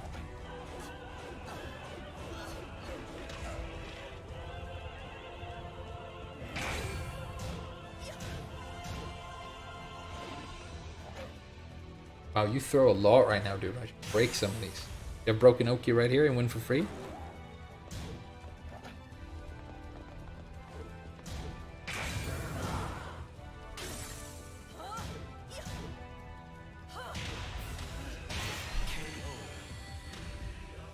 Aris already played it and he liked it. Yeah, but Aris isn't a Tekken player either anymore. This is your Aris was great at the game a very, very long time ago. And now he just wants to play, like, you know, early access rip-off horror games and laugh at them and then occasionally dip into the fighting games that he, like, became known for and, like, fuck around. And you can tell he's very talented. I mean, he's like an Evo champion and stuff. But Aris doesn't really care if this game does well or not, okay? And even when it comes out and it's great, it's not like he's gonna, like, 3 or 4 years down the line still be grinding it, you know? That would very much surprise me.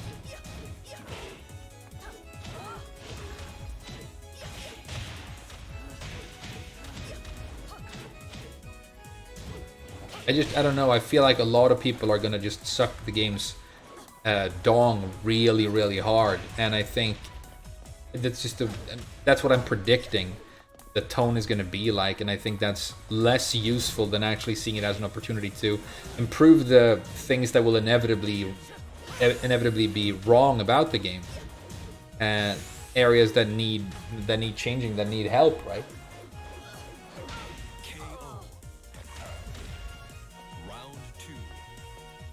It's the first time any Tekken game has ever been beta tested, right? So I feel like it's huge, and it should be all about, like, you know, finding out how it works mechanically, and then providing as much feedback on the system as possible. I'm not really worried about balance, like roster balance yet, because that's gonna be much later down the line, and we have, you know, we don't have all the characters, but it will be funny to see how easy and broken electrics will be now that you can do them without a just frame. And it's gonna be, and I'm gonna do maybe I'll do a reaction video. I can do that whether I get in the beta or not. I'm gonna do a reaction video where I just watch Mishima players like double think and try and apologize, or like rationalize or downplay the fact that Mishimas will be very, very easy broken characters with no execution in the next game. Going to be get into heat at the beginning of the first round and then do free electrics until you inevitably win the match, right? That's how Tekken 8 is being balanced in terms of the Mishimas. And so watching Mishima players who have been like their badge of honor and the thing that they've been proud of all these years is that I play a hard character, I can do perfect electrics, dude, check out this compilation of me doing electrics. They're going to have to either be honest, upstanding, like impressive human beings and switch characters, or maybe quit the franchise. But a lot of them are you know, mice rather than men, and they will honestly try and explain to you why it's okay that Mishimas are designed that way, and it's going to be pretty much the funniest thing ever. So I want to do reaction videos of me watching Mishima players try to pretend that they ever cared about execution and didn't just want to win for free with broken moves. Because that's what, you know, the Mishima archetype is really about. It's about having categorically better moves than all the other characters that you can't lose even in theory. Like the Flash Punch combo, like the 13 frame while standing launch. You know?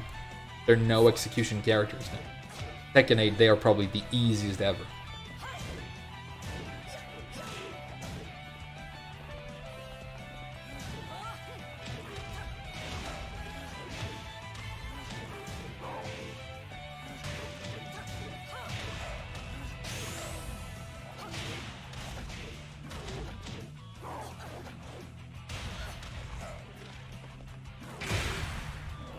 One thing that worries me a little bit about that now that I think about it is that obviously all the Mishima boys, if they have to abandon ship, the life raft that they will jump into is obviously Brian. So all the Mishima boys, if they give up on Mishimas, they're going to be Brian players, and then we're going to have hella Brian players. And that's sad. Because 0 is the only acceptable number of Brian players.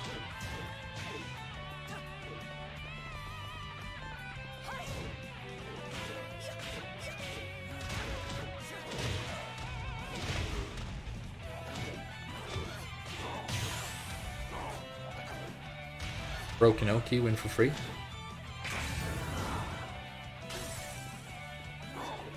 That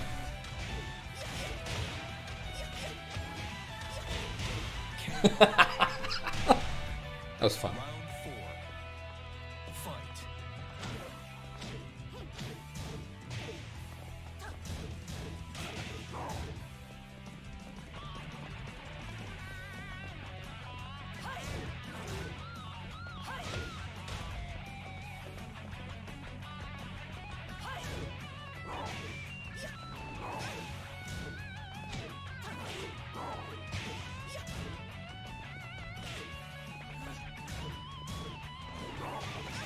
Bro.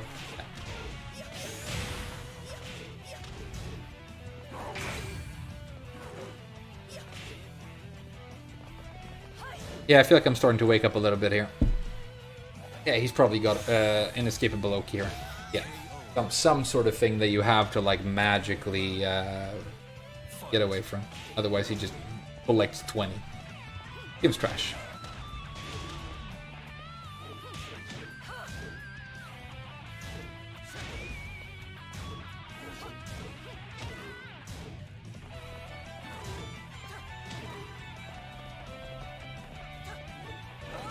Nice.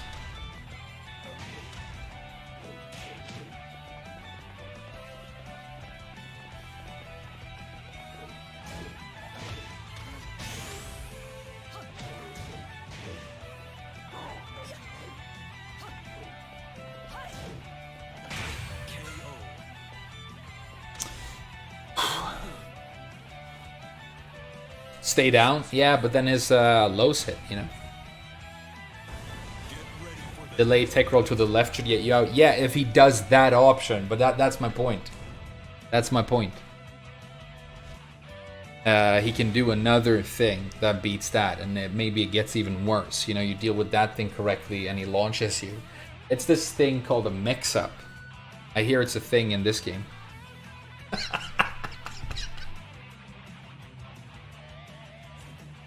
happening with my headphone anyway?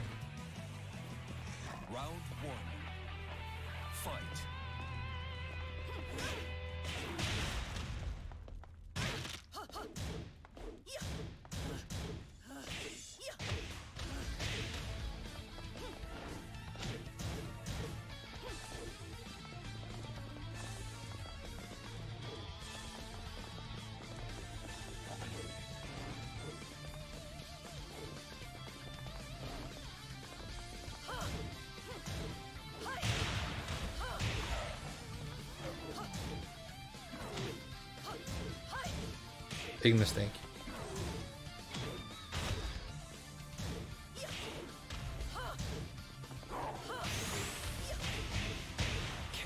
Oh.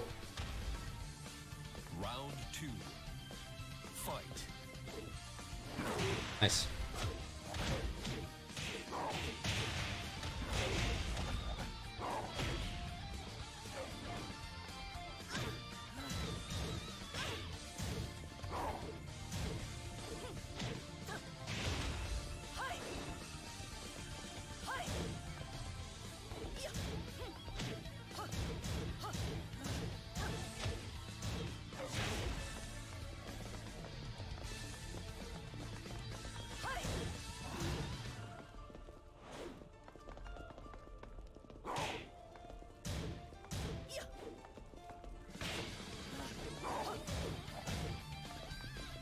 Oh, the French champagne. 2 a low, yeah. 2 kicks in a row? Oh, are you scared? What are you committing?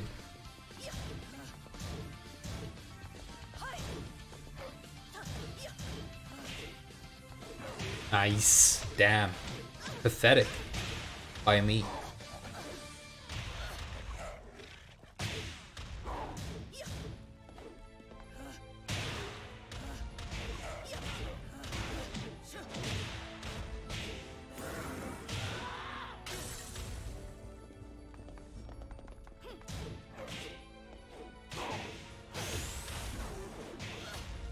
Oh, that hits if you stay on the ground. Then you panic into the, you know, literally can't play kicks. That's what they should rename those kicks, by the way. The literally can't play kicks. Perfect name for them. People who can't play have been doing King's volley kicks for generations of bad Tekken.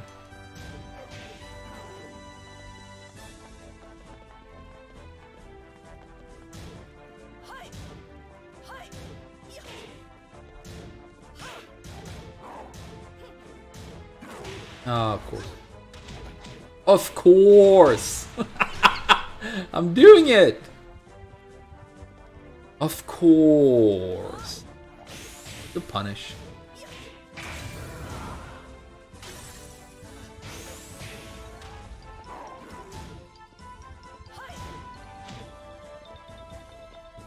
Yeah, good for you. That was nice. Did not expect you to do a mid. Marduk mix-up best? Yeah, who has the best mix-ups? A good question.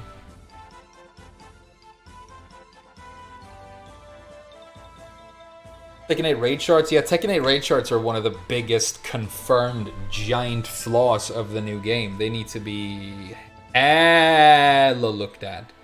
Because they're not launch punishable, which is like a joke that you can do this cinematic giant combo worth of damage thing and it's not launch punishable. But then they also made them all longer. The animations of the raid chart animations are like twice as long in the new game, which is a huge problem. Like if you think it's a minor like cosmetic issue, wait until you're sitting there looking at those things. I mean, once every round. If they're gonna be minus 13, you know what? Do one every round. Do a raid chart every round. Might as well. Might hit, you know? Throwing a raid chart is going to be the equivalent of throwing a hope kick. It's going to be as risky. Which means that people are going to throw them literally all the time in the low ranks. And then you're going to sit there for like 12 seconds. And you've already seen the animations of the raid charts in the trailers. So by the time you're in the actual game, you're already bored of them. Hey, watch this thing for 12 seconds. Trust me, if you think this is like a small thing, you're in for a rude awakening. The rage arting in Tekken 8, if it stays the way it is right now, is going to be out of control and you're going to hate it. And then you're going to go on Reddit and say Frame was right. Of course he was, he hasn't been wrong yet.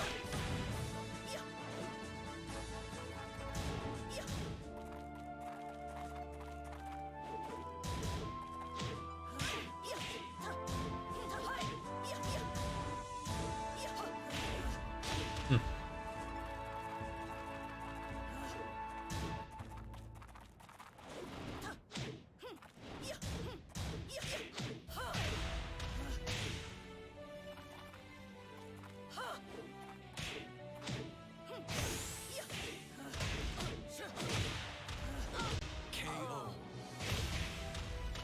Round 2. Fight.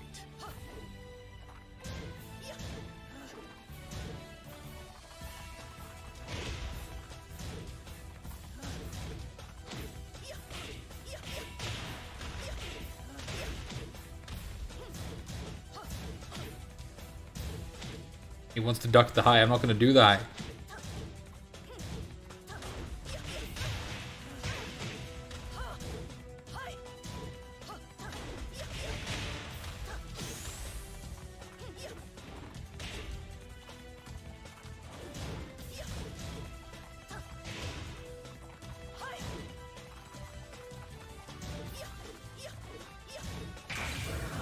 Yeah, sidewalked. Hey, cool combo. Didn't know that one. Didn't know that combo. That's pretty cool. Round 3. Fight.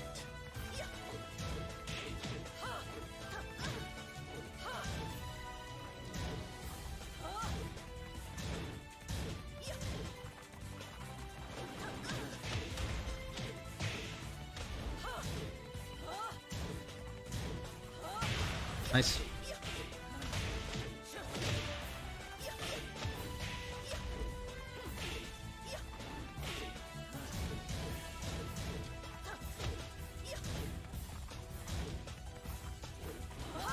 Oh, the French champagne that was going to wall bounce for the round.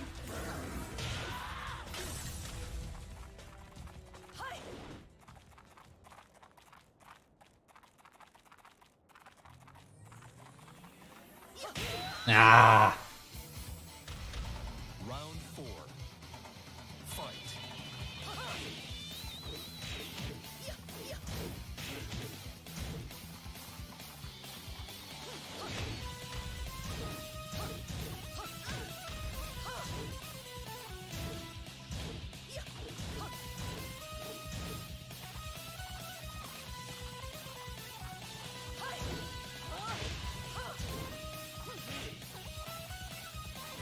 Nice. Okay. Yeah, I'm losing to this guy.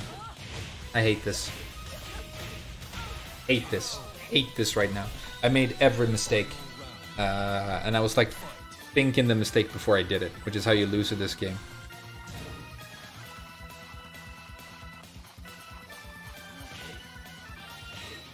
Yeah. He can do that forever now. I'm never gonna not whip. Because I'm frustrated and I hate the game, so I can't play right now. I'll try and make it happen though.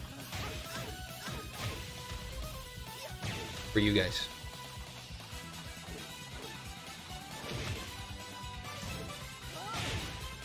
Still gets the combo. Yeah, game's trash. Hey, nice infinity combo. How many extra hits did you do right there?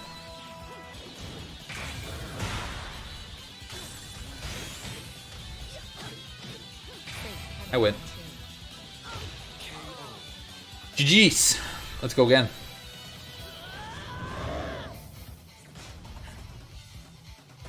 Get ready for the next battle. Depends on the average 13 frame Punisher. Yeah, that matters, Machiaballo. That does matter, but it also doesn't. It also doesn't matter, but it matters a lot, but not really. It doesn't mean that rage arts aren't gonna be like a problem. If you can do like a 13 frame heat engager and get like something huge every time your opponent attempts, yeah, I mean maybe. Maybe.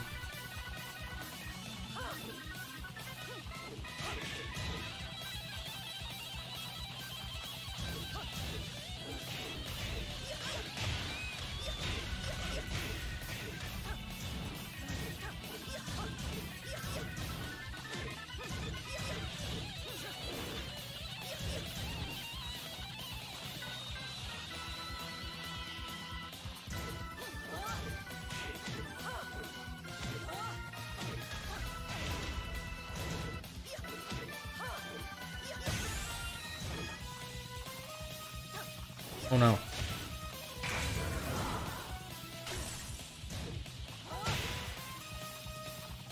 Oh wow, okay. All the luck?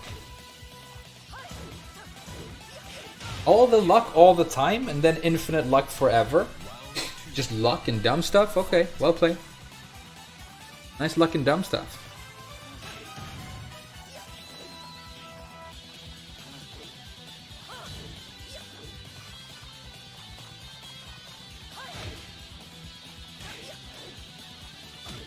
Why is he doing ultimate tackle? Like all the time. Is he like a Paul player?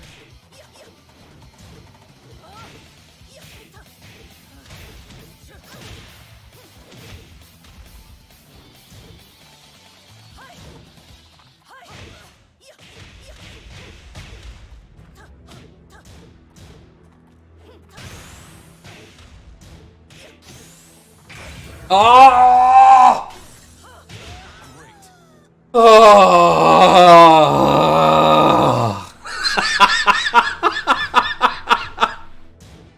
This game's sick.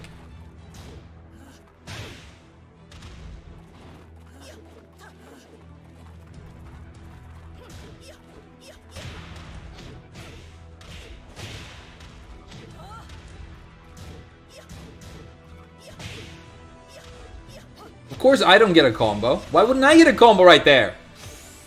Why is like God real and wants me to suffer when I play this video game? It's like he made the universe just to make this happen, because it's the most perfectly functioning like mechanism in the universe, right?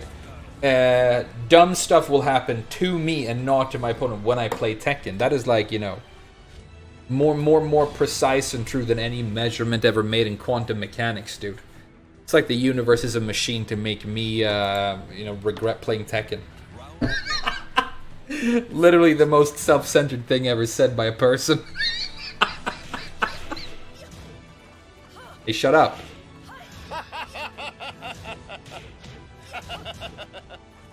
Hey, thanks whoever's being generous. I'm gonna have a look in a minute.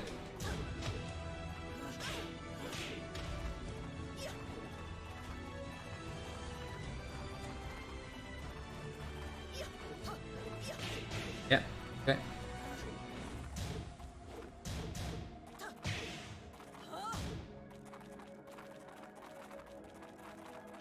It's movie right now. The movie of us being movie.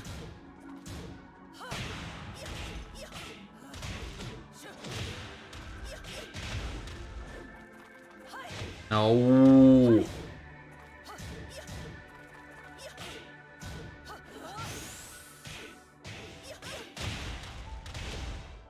Time up. All right.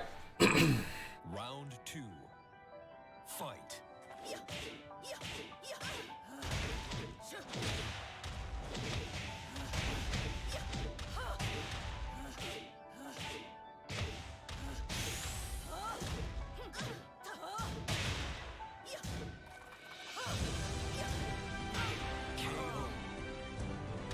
Uksa. Round 3. Fight. That's her wall or her new tactics move, by the way. How funny is that?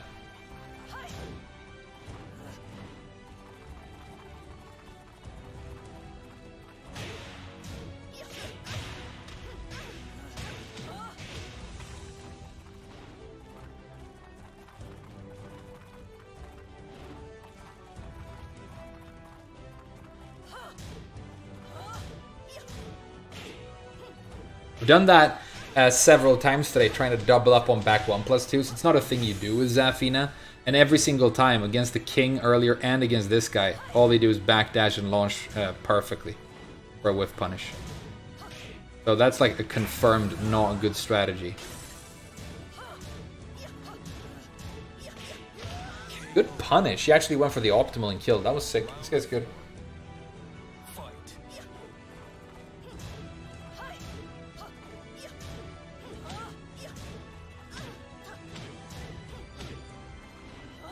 Nice. Shouldn't have done the back roll though.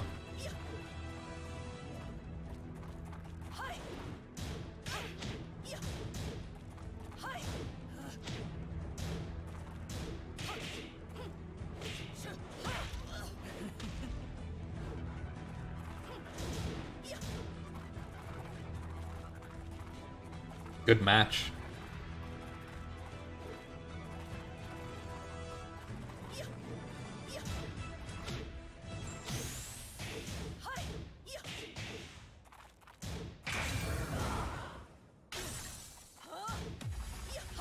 Nice. Okay. Good match. Final round. Fight.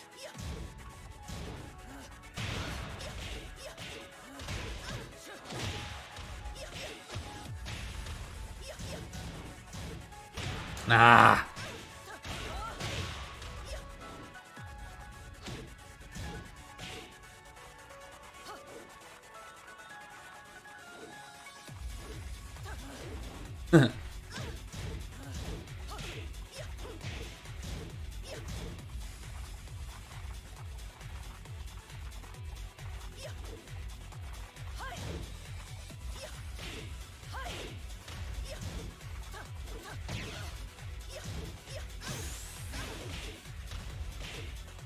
Nice. I hate this guy. I hope he has an accident. Hey, well played, dude. That was sick. Fuck this, though. Play Miguel. He's low rank, and I gotta get him back up. He's very low rank. I must have like been playing completely confused. Get this demoted with Miguel. Hey Trepsco, thank you so much. 12 months, that's crazy. I've been a streamer for a long time now. Play Fuckum Lam? No.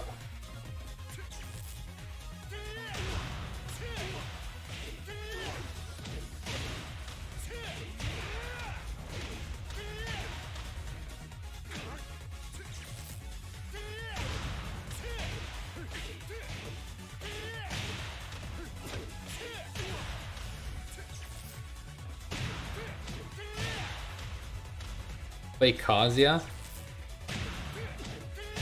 I don't think I've ever even selected him. Like, ever. I don't think I've ever even gone to the part of the roster where he is. Welcome to the King of Iron Fist Tournament 7. Watch me get TGP on my first try because he's broken. Okay, so he's got like 18 outfits as opposed to characters that aren't favored by the developers. They only get like 3. Alright. So how do you do this? 1-1-2 forever and then you just win, right? Wow, he feels... Wow, okay. I didn't expect him to feel this like nimble and... Like he moves well. He moves really well, I feel like.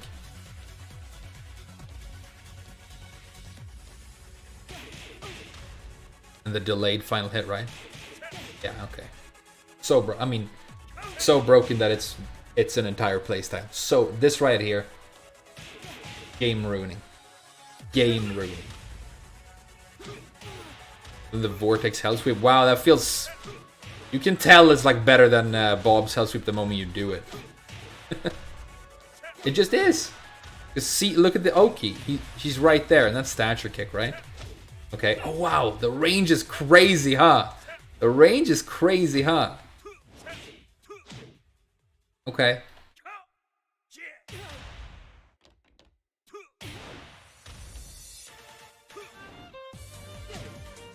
Oh, and this is the steel pedal 444. This is broken too. Should be launch punishable. Safe. Forward 4 and down 4-2. CD1 or CD2 and CD4.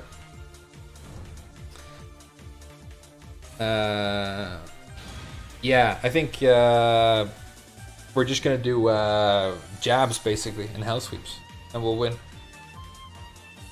Ugh. Sorry, I make noises when I stretch sometimes.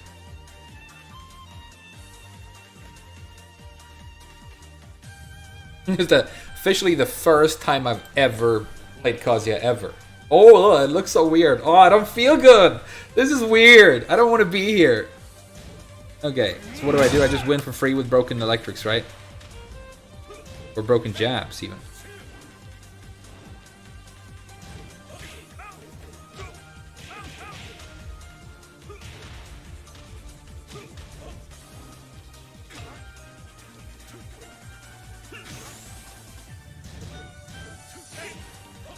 Nice, okay. He's got a hell sweep too. This does 50 damage. They buff Kazuya.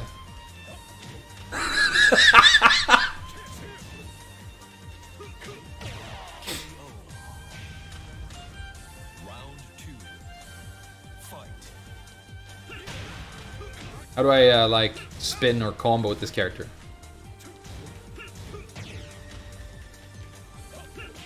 That's the slam thing, okay, and then you forward 4 and it's guaranteed, right? Okay.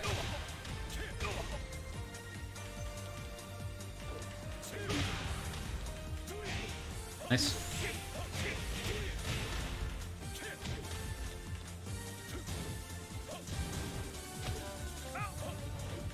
Good break. Looked automatic though. I'm not. I mean, no accusation. Probably not. It looked unintentional though.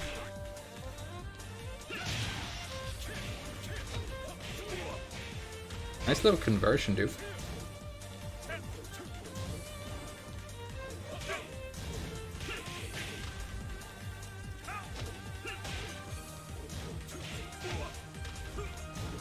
Nice patience.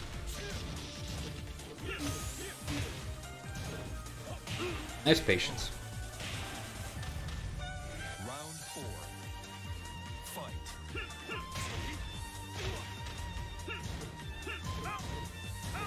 Oh, finished it.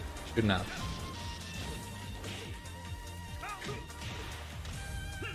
Nice, good. No vortex for me.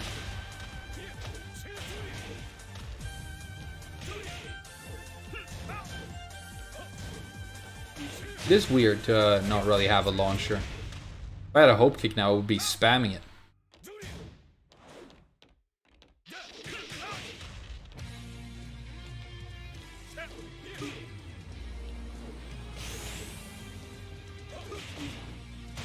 If I had a hop kick, I would be spamming it, dude. He has a magic 4. Should I try and do like electrics? Should I wave dash? Whiff punish with down forward 1-2 and forward 4, 50 damage. Launch 3-1-4. 3-1-4. Alright. I don't think I need combos though.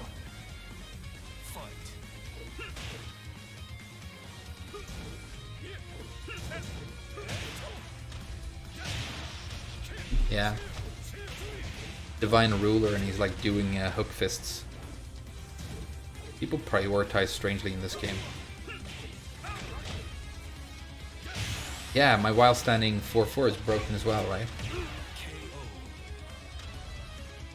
Round 2.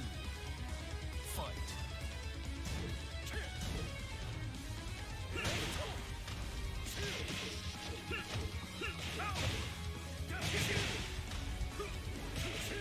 Stop doing the get up kick.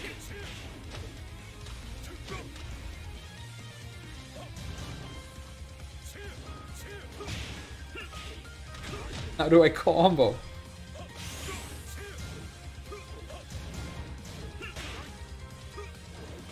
How do I combo?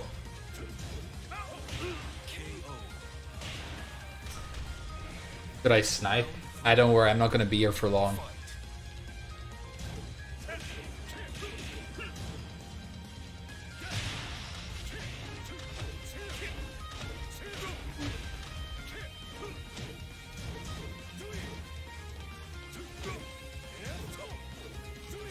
What's the while standing launcher that's broken? 1-2, okay.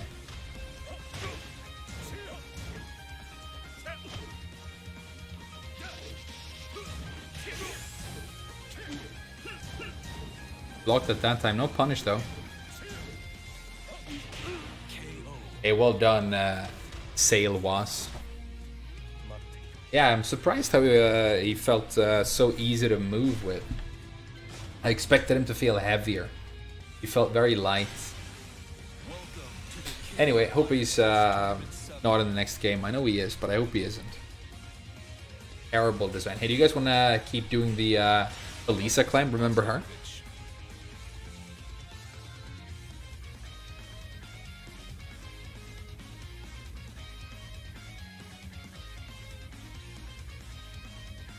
Oh, I gotta pay main man for coaching. Hey, good point.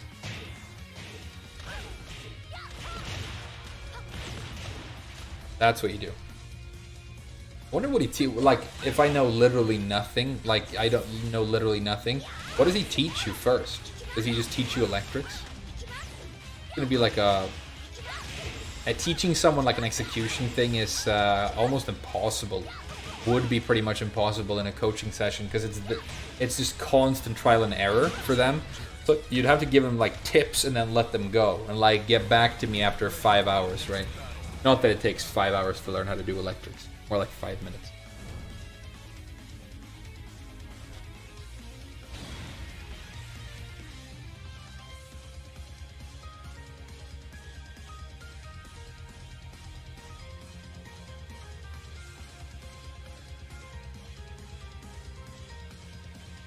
There's no sound in my headphones.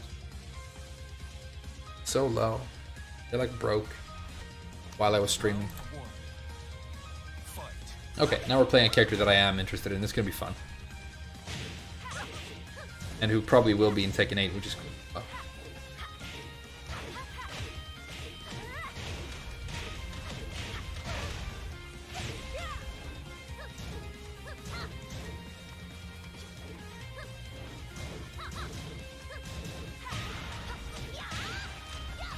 Ah, not a combo. Nice walk. People are stepping me on the approach today. I'm playing like a green rank.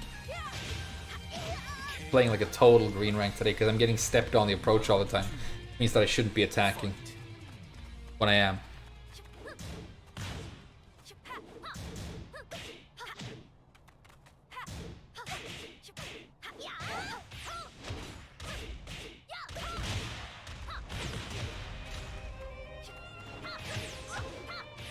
Oh, it doesn't work at that range? That's unfair.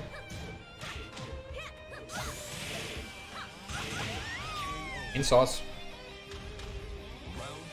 My customization is cool for this character.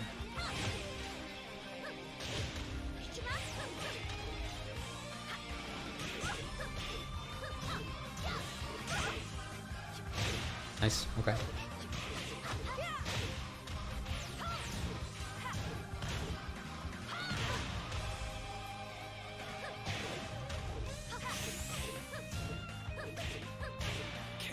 Alright, 13 frame down forward one. She has that. It's bad on block though. Don't use it too much. Don't use it too much.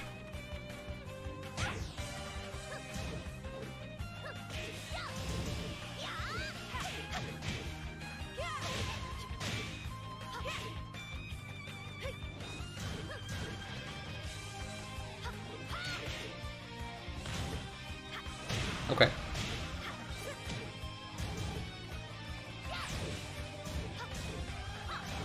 Nice. Oh, broken. Broken.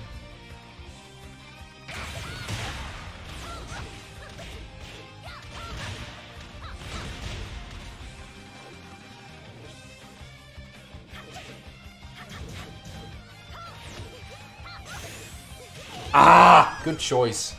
Good choice, damn! No! Good choice. Why would you start with that? I mean, who hurt you, and why are you such a boring human being, dude? Come on, man. Why would you start with that?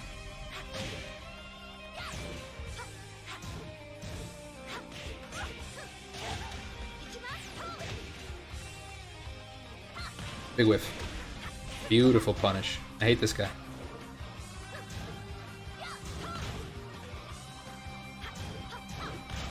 Come on, don't launch shit because the game's trash, dude. Don't launch my hop kick because the game's trash, okay? That was supposed to be a wide running 3-4, which might have broken the wall and given me the round. Oh god, oh no! That felt terrible. I hate Josie. Get ready for the next battle. Play fuck. I don't want to play fuck, dude. I mean, he's cool, I guess. But I'm trying to learn this character now. Round one. Fight.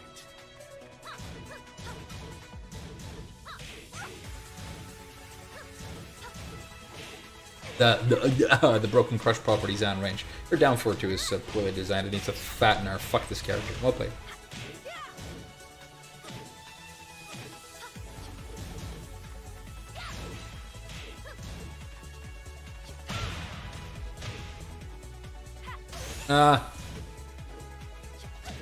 What, you thought I was going to do the thing? I am going to do the thing. That was annoying as well. I really hate this. I wish I was playing something else right now. Cool combo.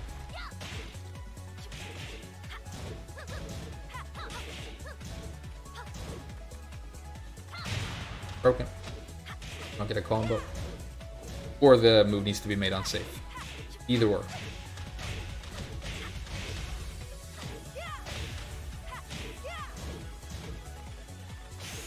Damn, the down 4-2. What software are you using to place that down 4-2, dude?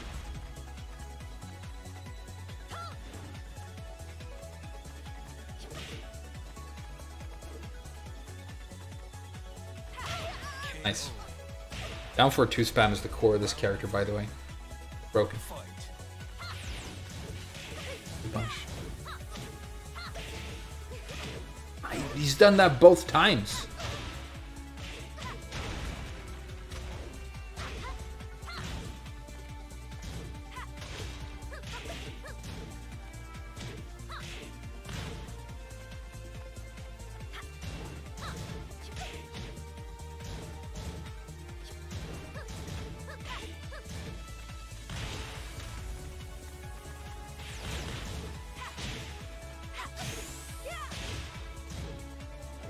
Yeah, I couldn't beat this guy if I had a million years, infinite resources.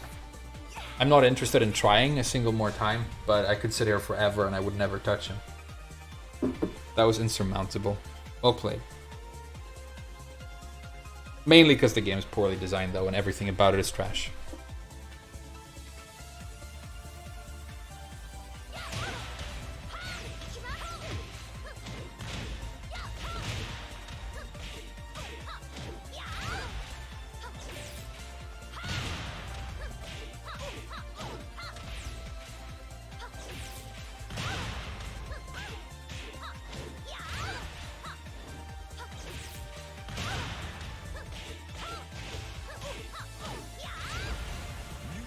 Same guy, right? Sorry. Rather quit the franchise than ever play it again for as long as I live. But, you know, good games.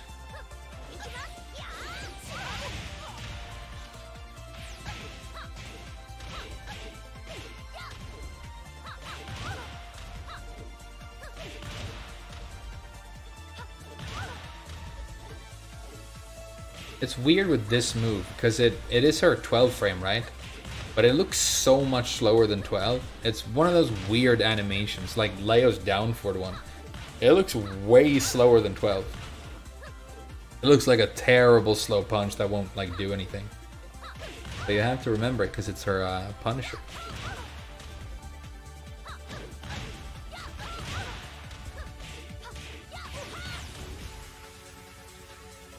Isn't it 10? No. Fuck.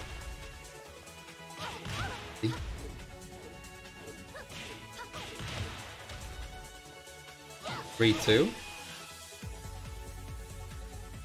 Oh, that's 13. This is her 10. 1-1. Still good. Still really good. This is her 12.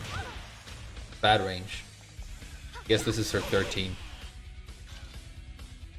This is her 14. Then you get hop kicks.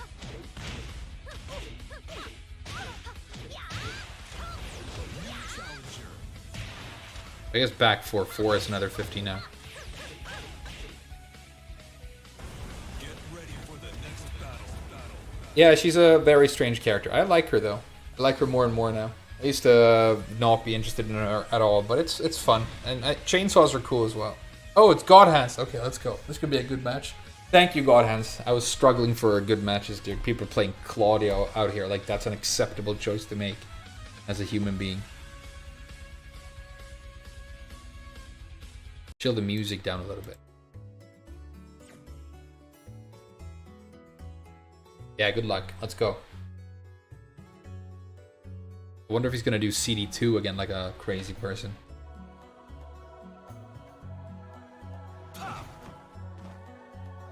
Round 1. Fight.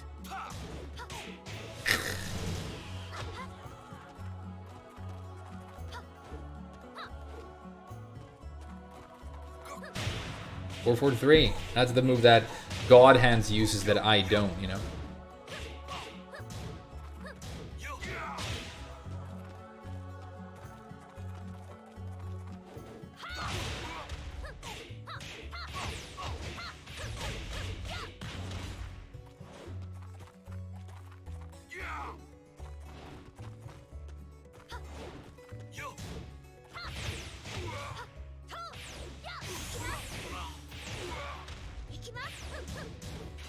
Oh no!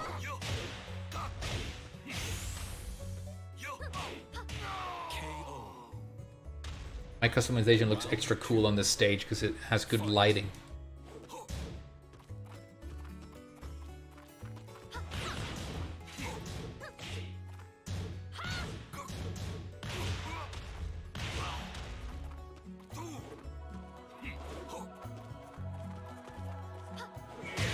Nice.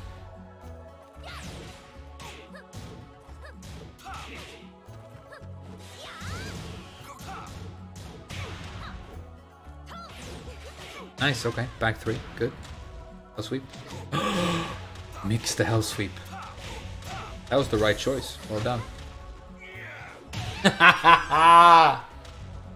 Frame special, and I hella know that that's duckable too. I wonder why I didn't duck.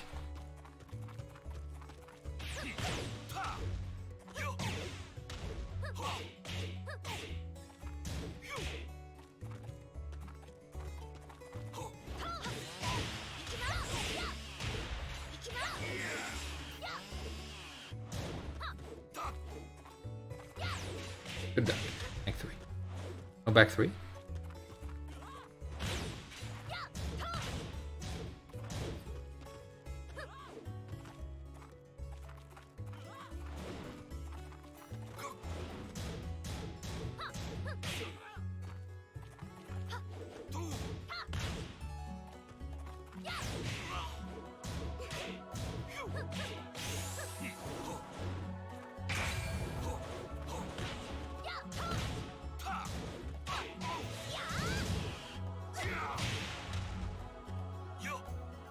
Time up.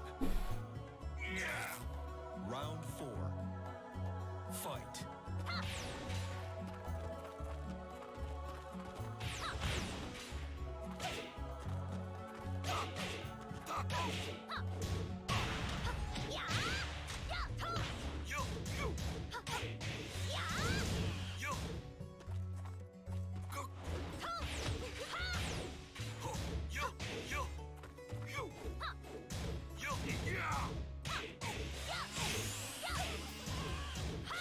Oh no.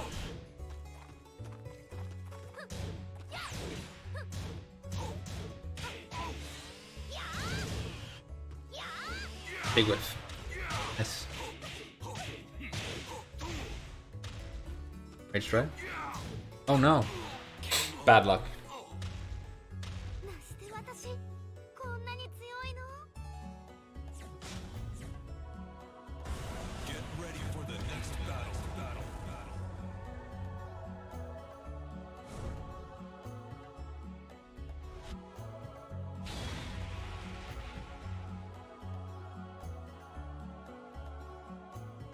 Bruce wasn't popular. I mean, Tag 2, he felt like he was popular, but he was just a very good teammate. And his combos he was really good. Bruce was like broken good, and he had insane combos. So I think a lot of like good people played him in Tag 2.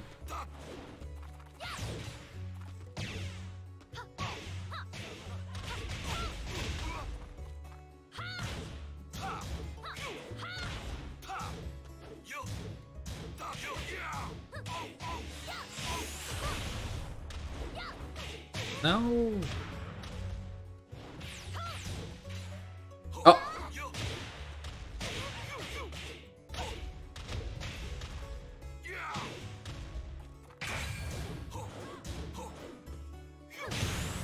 Nice. Another move that nobody's like ever used. Nobody ever uses up 1, 3+4 with ball. It's not good. Well, at least not as far as I've been able to find out.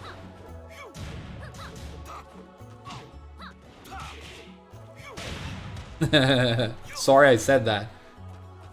I think it's trash though.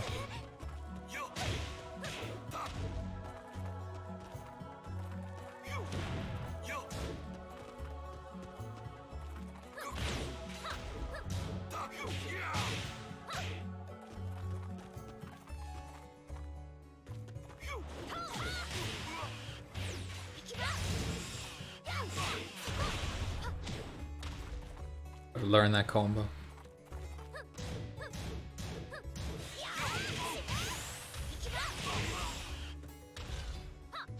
KO. Round 3. Fight.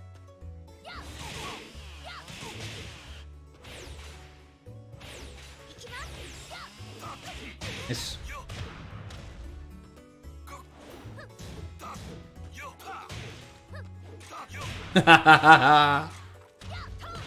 Don't know the combo. Would have been funny though.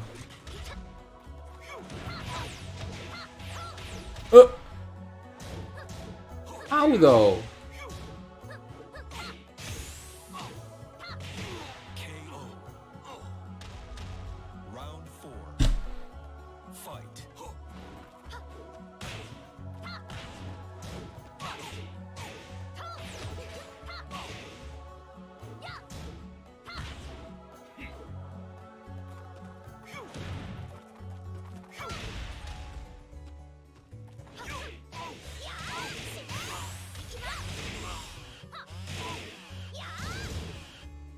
KO.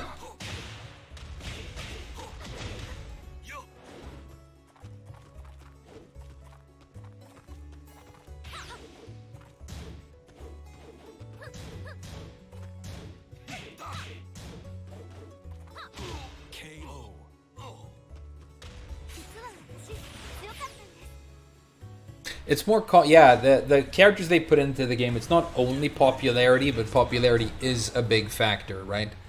But then there's like a bunch of other stuff as well.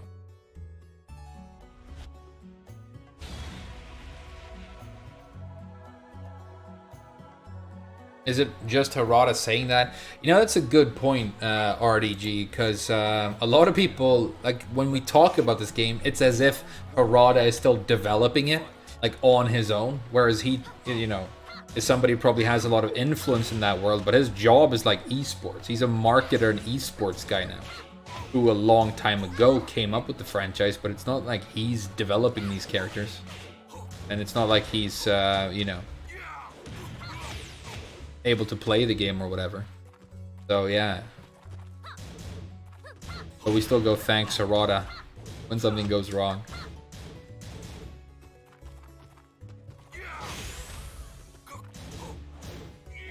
Oh wow, okay. KO. You see the pushback on the... I should have walked, I guess. Fight.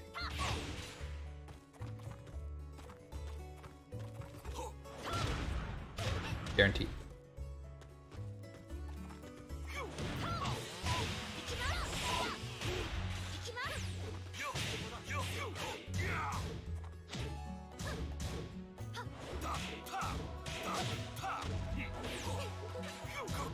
Nice, okay. It's guaranteed still.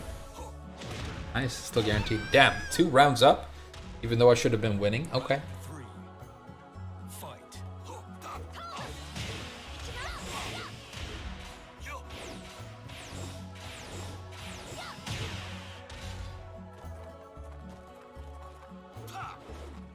Oh. French champagne. 行き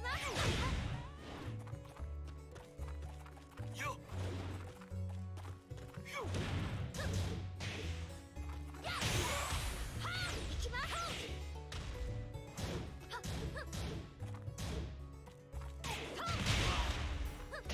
KO.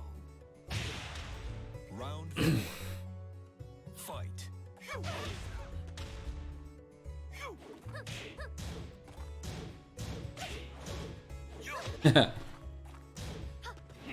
Things that I should be dealing with without hesitation instantly. But I'm just doing what everybody else does. That's nice. Hey, did he win? Don't mess up the ender, dude. Well done. 1900 points down the drain. I should have focused. GG's. You think Kuma's 100% in? I don't think that's true, Star Wars. I think he might not be in. I don't honestly, if I had to guess, I'd say there's no bear. It could be, but I don't think there's going to be bear in the next game. I think bear is going to be gone.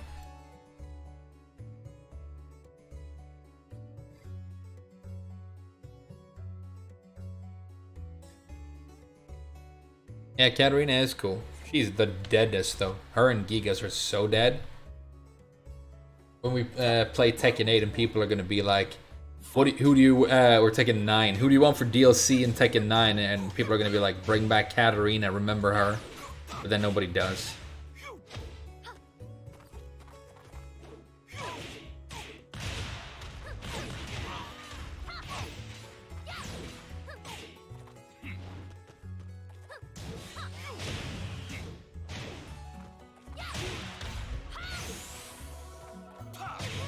Okay, good for you. Unrage strike. Nice. That was nice. I mean, he completely gambled on the CD2. It was a dumb choice. Fight. Good punish.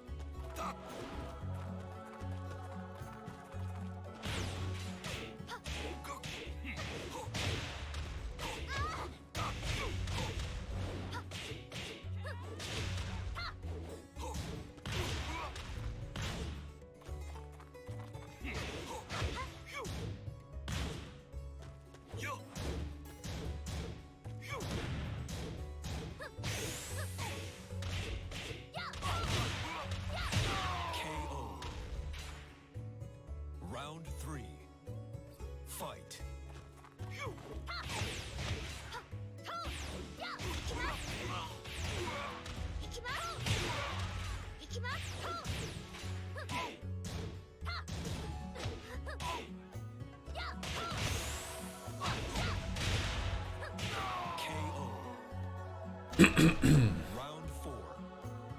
Fight.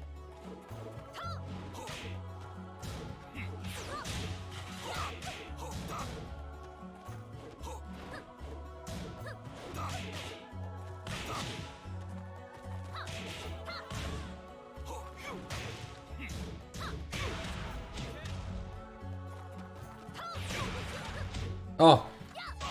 French champagne. Could have comboed.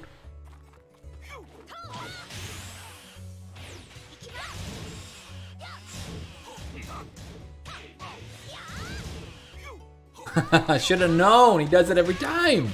Should have known. H drive, come on. The heartbreak. Did you see that? I knew it was going to happen. I was ready to move, and then he just timed it just right to get me.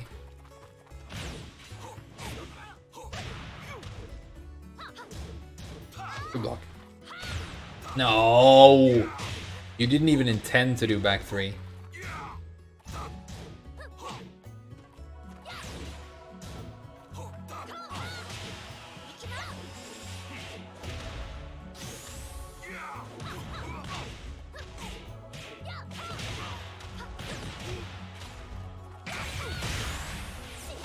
Oh no, that's the wrong thing.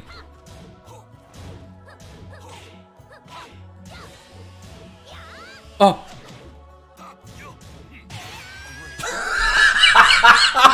How did you remember? I mean, that's a string that it might as well not exist. Nobody's ever used it. It's not even good for floor breaking. Nobody's done it.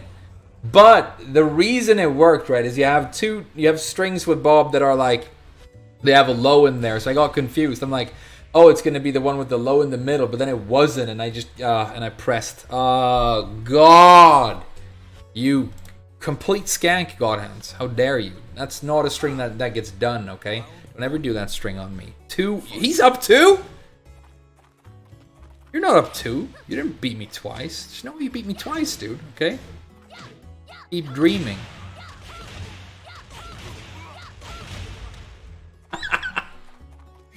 Game's cool.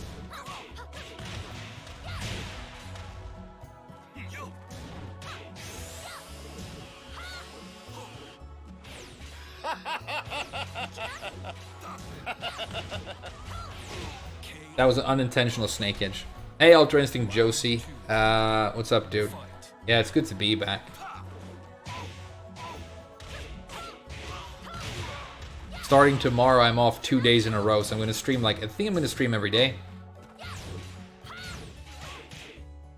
You know, for the lulz. Great to be back, dude. Thank you. She forehead.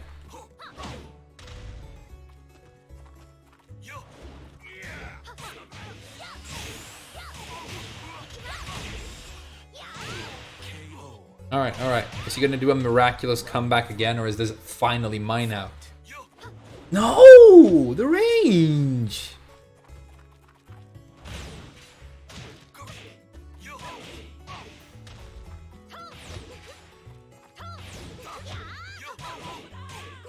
I thought I was Bob. I did up forward 1+2 because I wanted to spin. I thought it was Bob.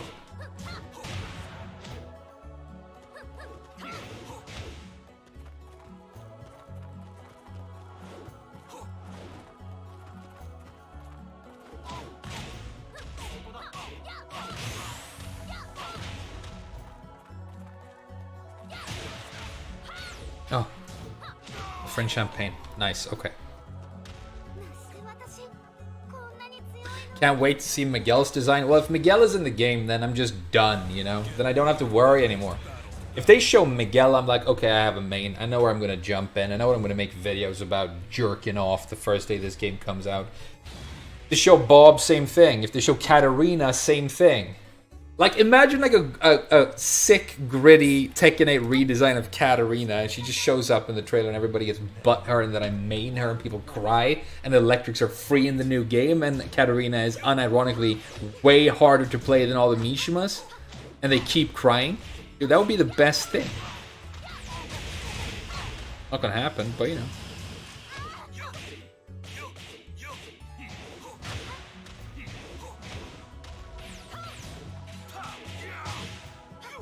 Oh, nice. Nice. Nice. Triple nice. A bit of luck and dog shit in there as well, and poor game design, but you know, mostly nice. Mostly luck, but a little bit nice. A little bit nice.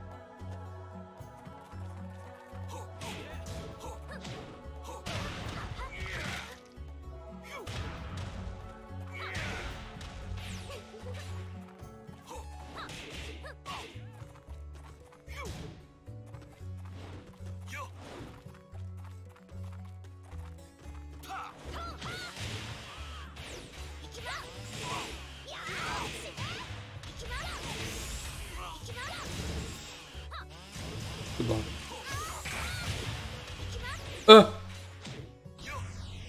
Oh. Keep doing the wrong whiff punisher. I do forward 3, 1 plus 2. It should be forward 3, 2. Let's do it right next time he whiffs. Okay? That's not a whiff! Or it is a whiff. Still not sidestepping that, okay.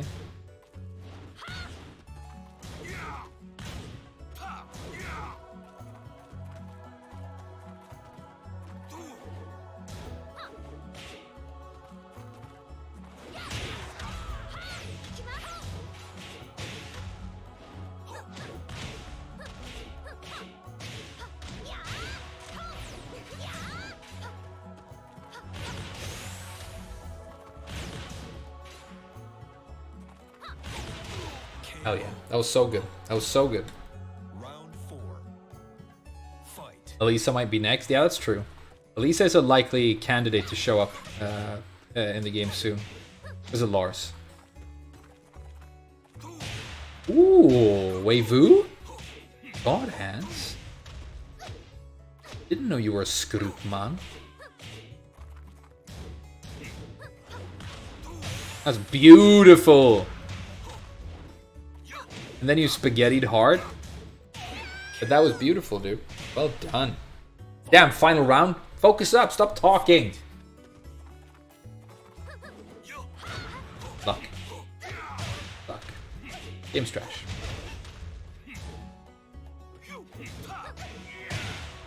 Luck in the game's trash.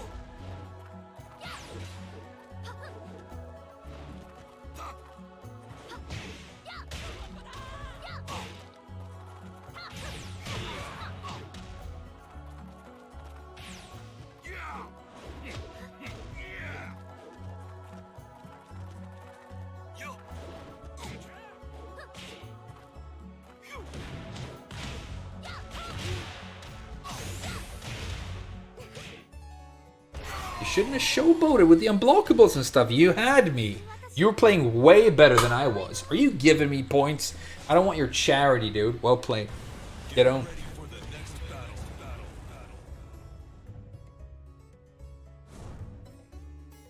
Chloe? You think Chloe's gonna be in? I don't think Chloe's gonna be in, dude. I doubt it.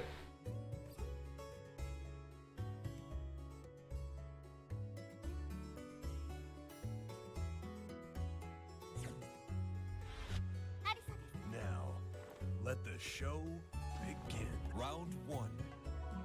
Fight.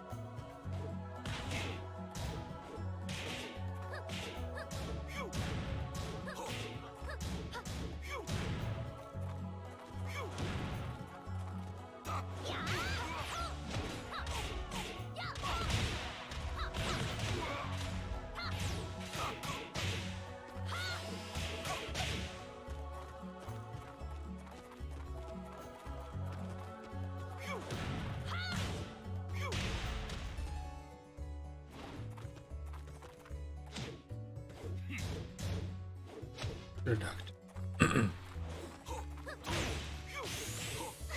Hey, nice. Hey, nice. I don't know what to do. Wish I knew what to do more. Wish I knew what to do more with Elisa. It's uncomfortable when she gets locked into these, like, Fight. long animations.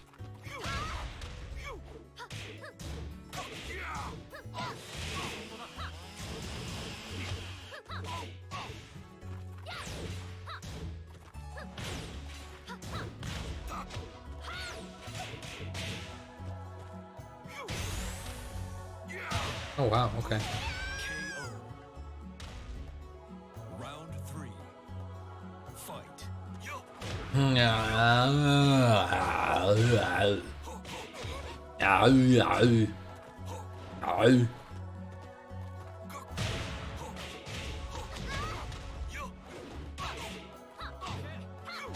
God, Ans, I love you, bro, but do you wanna stop? KO. You wanna stop doing like moves that don't exist? For a goof and getting lucky?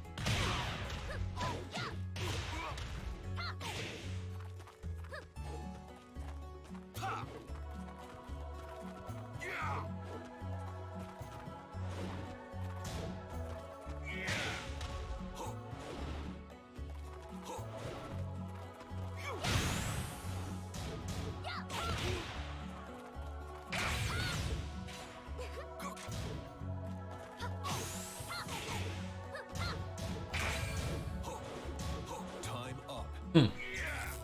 Alright. Final round. Fight.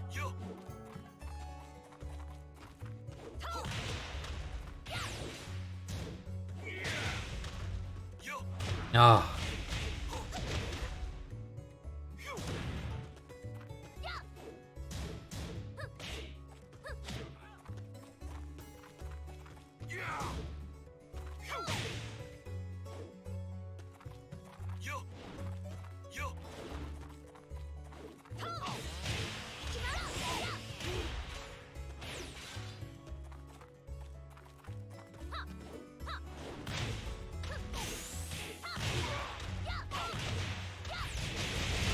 KO.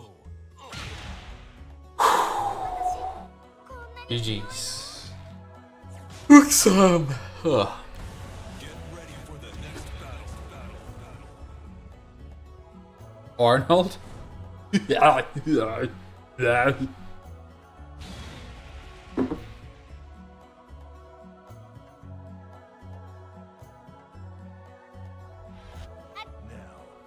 let round 1. Fight. Oh no, that's the wrong move. There we go.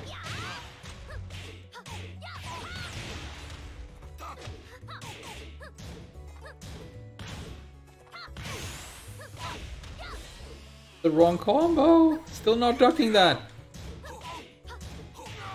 Alright. Pokey pokes. Round 2. Fight.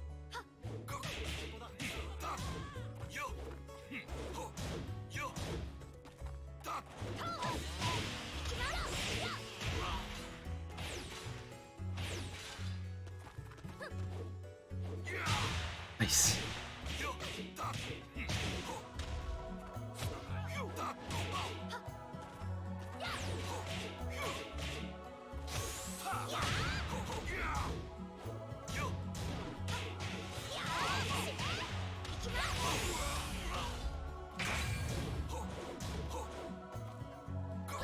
Ah.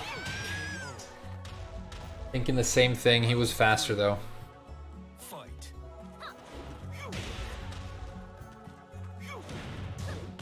Why didn't that whiff punish? Nerf Bob.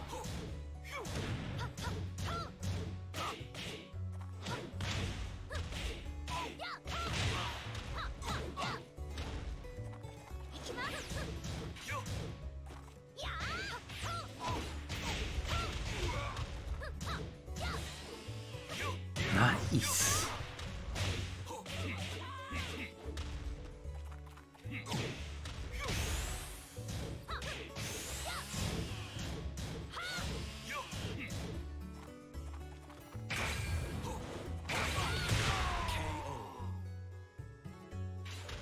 Uksam. Round 4. Fight.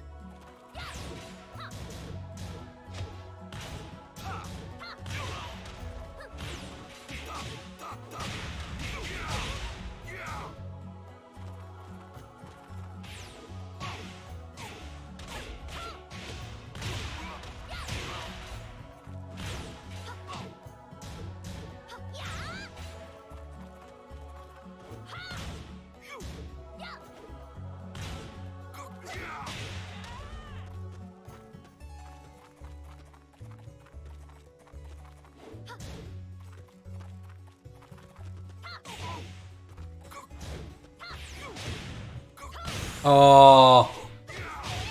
No way. With the forward 3? It's so slow. Fight.